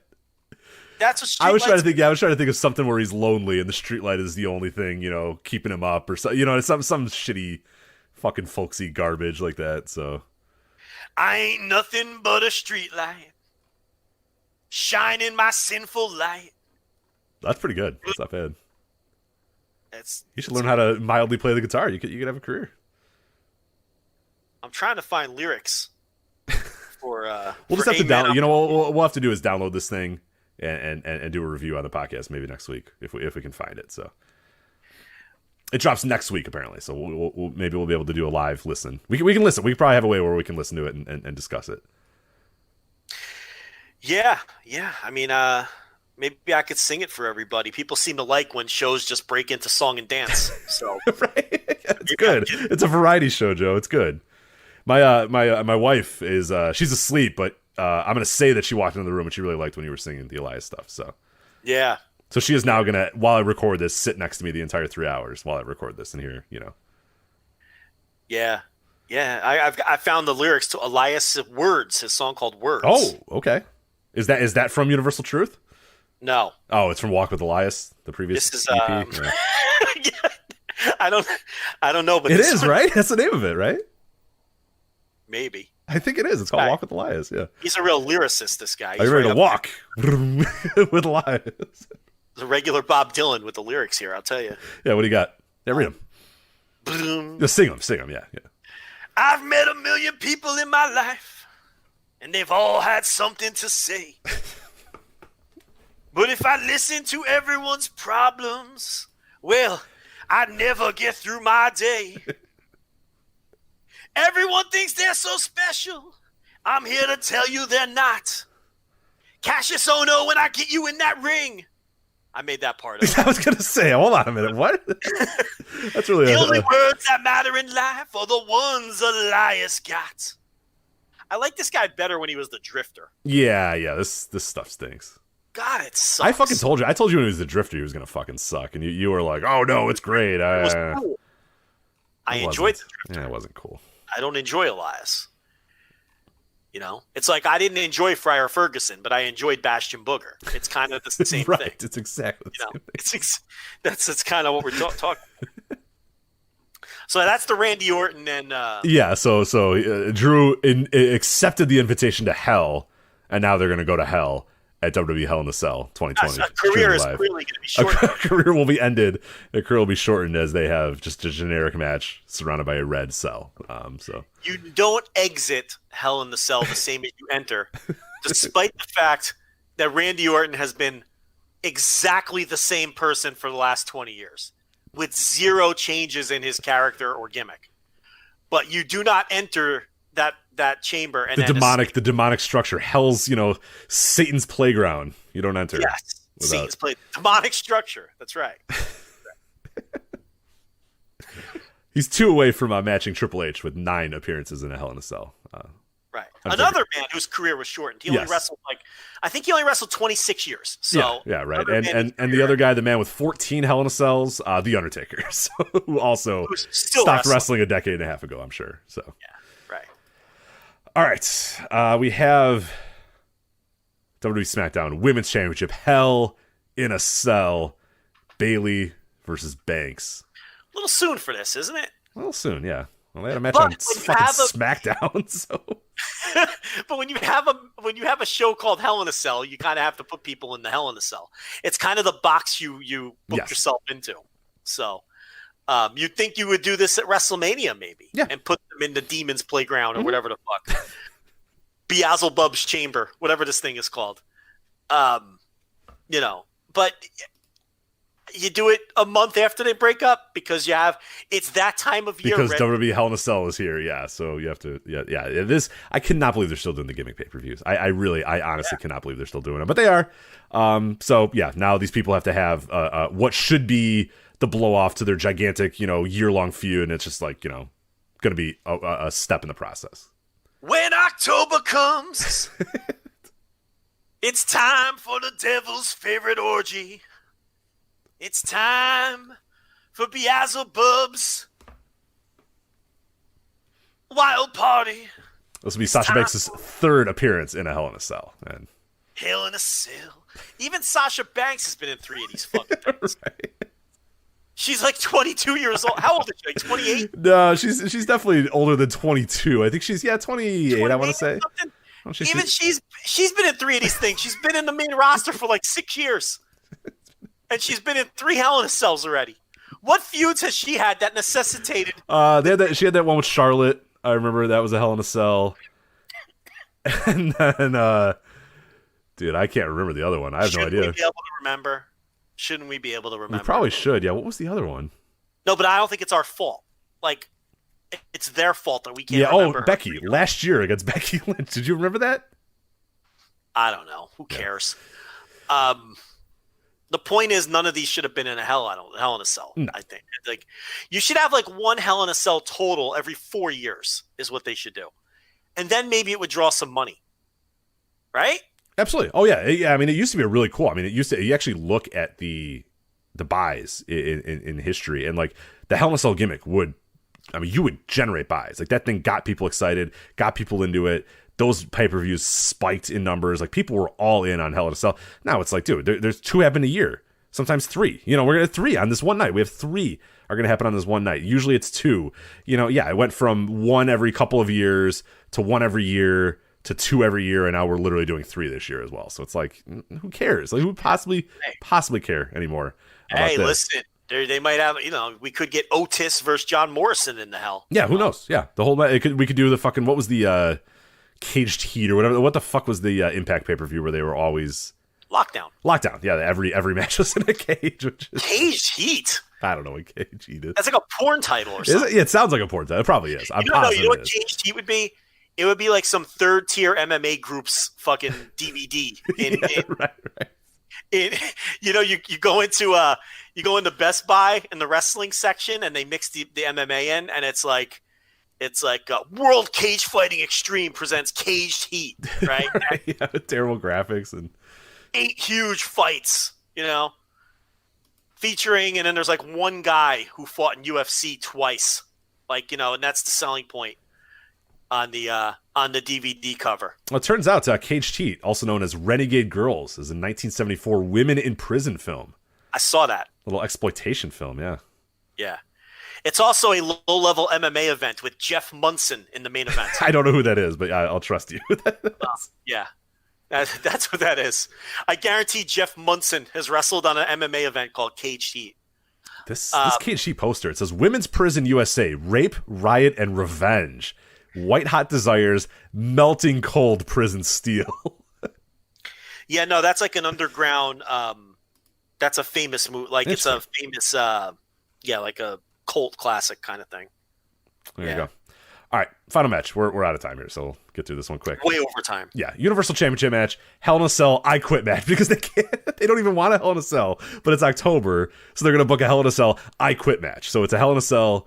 Not pinfall submission. You have to say I quit. Roman Reigns, Jey Uso. Get excited. I'm just wondering if they're going to break into a high school fucking play in this one like they did in the last match where the most overrated thing of all time. Did you watch that? Yeah, or it's just like, come on, get up, let's go. Like it's just, You were skipping around the mountains. I don't know if you watched it, but he just starts cutting, like the camera zooms in. People and love we have that to shit, listen though, to Joe. Roman People Reigns. fucking fap their minds. They love when guys talk in the ring and it's so good. It's masterful, God, it was so bad. It takes you right out of it, So I don't know. We're going to do that again. How do you top that? How do you top it, Rich, when you had that? Well, now classic. It's in the Devil's Playground. It's in the demonic structure of Hell in a Cell, and it's an I Quit match. So is he going to make him call him the tribe leader again? Maybe. Or the tribe king? What do you make him call him? I don't know. I don't care. Jeff Munson fought on a card called Dome of Destruction 3. Dome of Destruction. So that definitely didn't happen in a dome, right? That happened in like just a fucking armory, right? For sure. Sure, it was a fucking cage with a dome on top. He wrestled on what's his bro's name? Jeff what?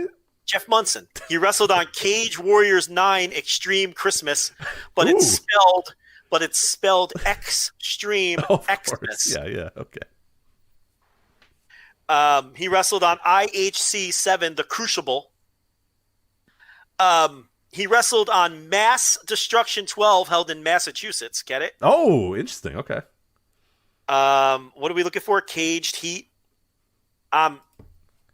Man, a lot of close ones, but no Caged Heat. Yeah, there's definitely an indie that's run a Caged Heat. So I found MMA Danger Zone 13 Caged Heat. There you go. From 2002. Chael Sonnen wrestled in 2 matches, and Dan Severn wrestled in another one. So see? There you go. Caged Heat. Why did Chael Sonnen wrestle twice in one night? It's 2002. There were no rules. I guess not. No, he beat one guy in submission and then came back and beat another guy unanimous decision. Nah, there's no commissions, none of that shit. It's just back to back. You just stay in the ring and the next guy comes out. It's like a fucking gauntlet match. Get out of here. Get out of here. Fucking whoop your ass. Yeah. Why not?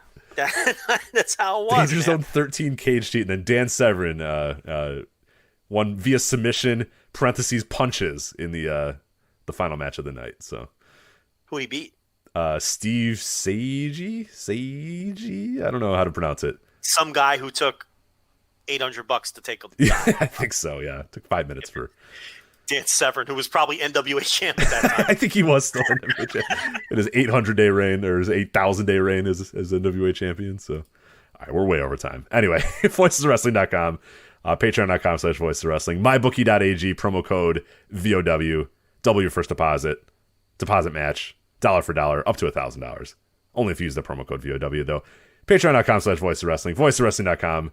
That's Joe Lanza. I'm Rich Craich. We'll talk to you guys next time. Take care. Bye.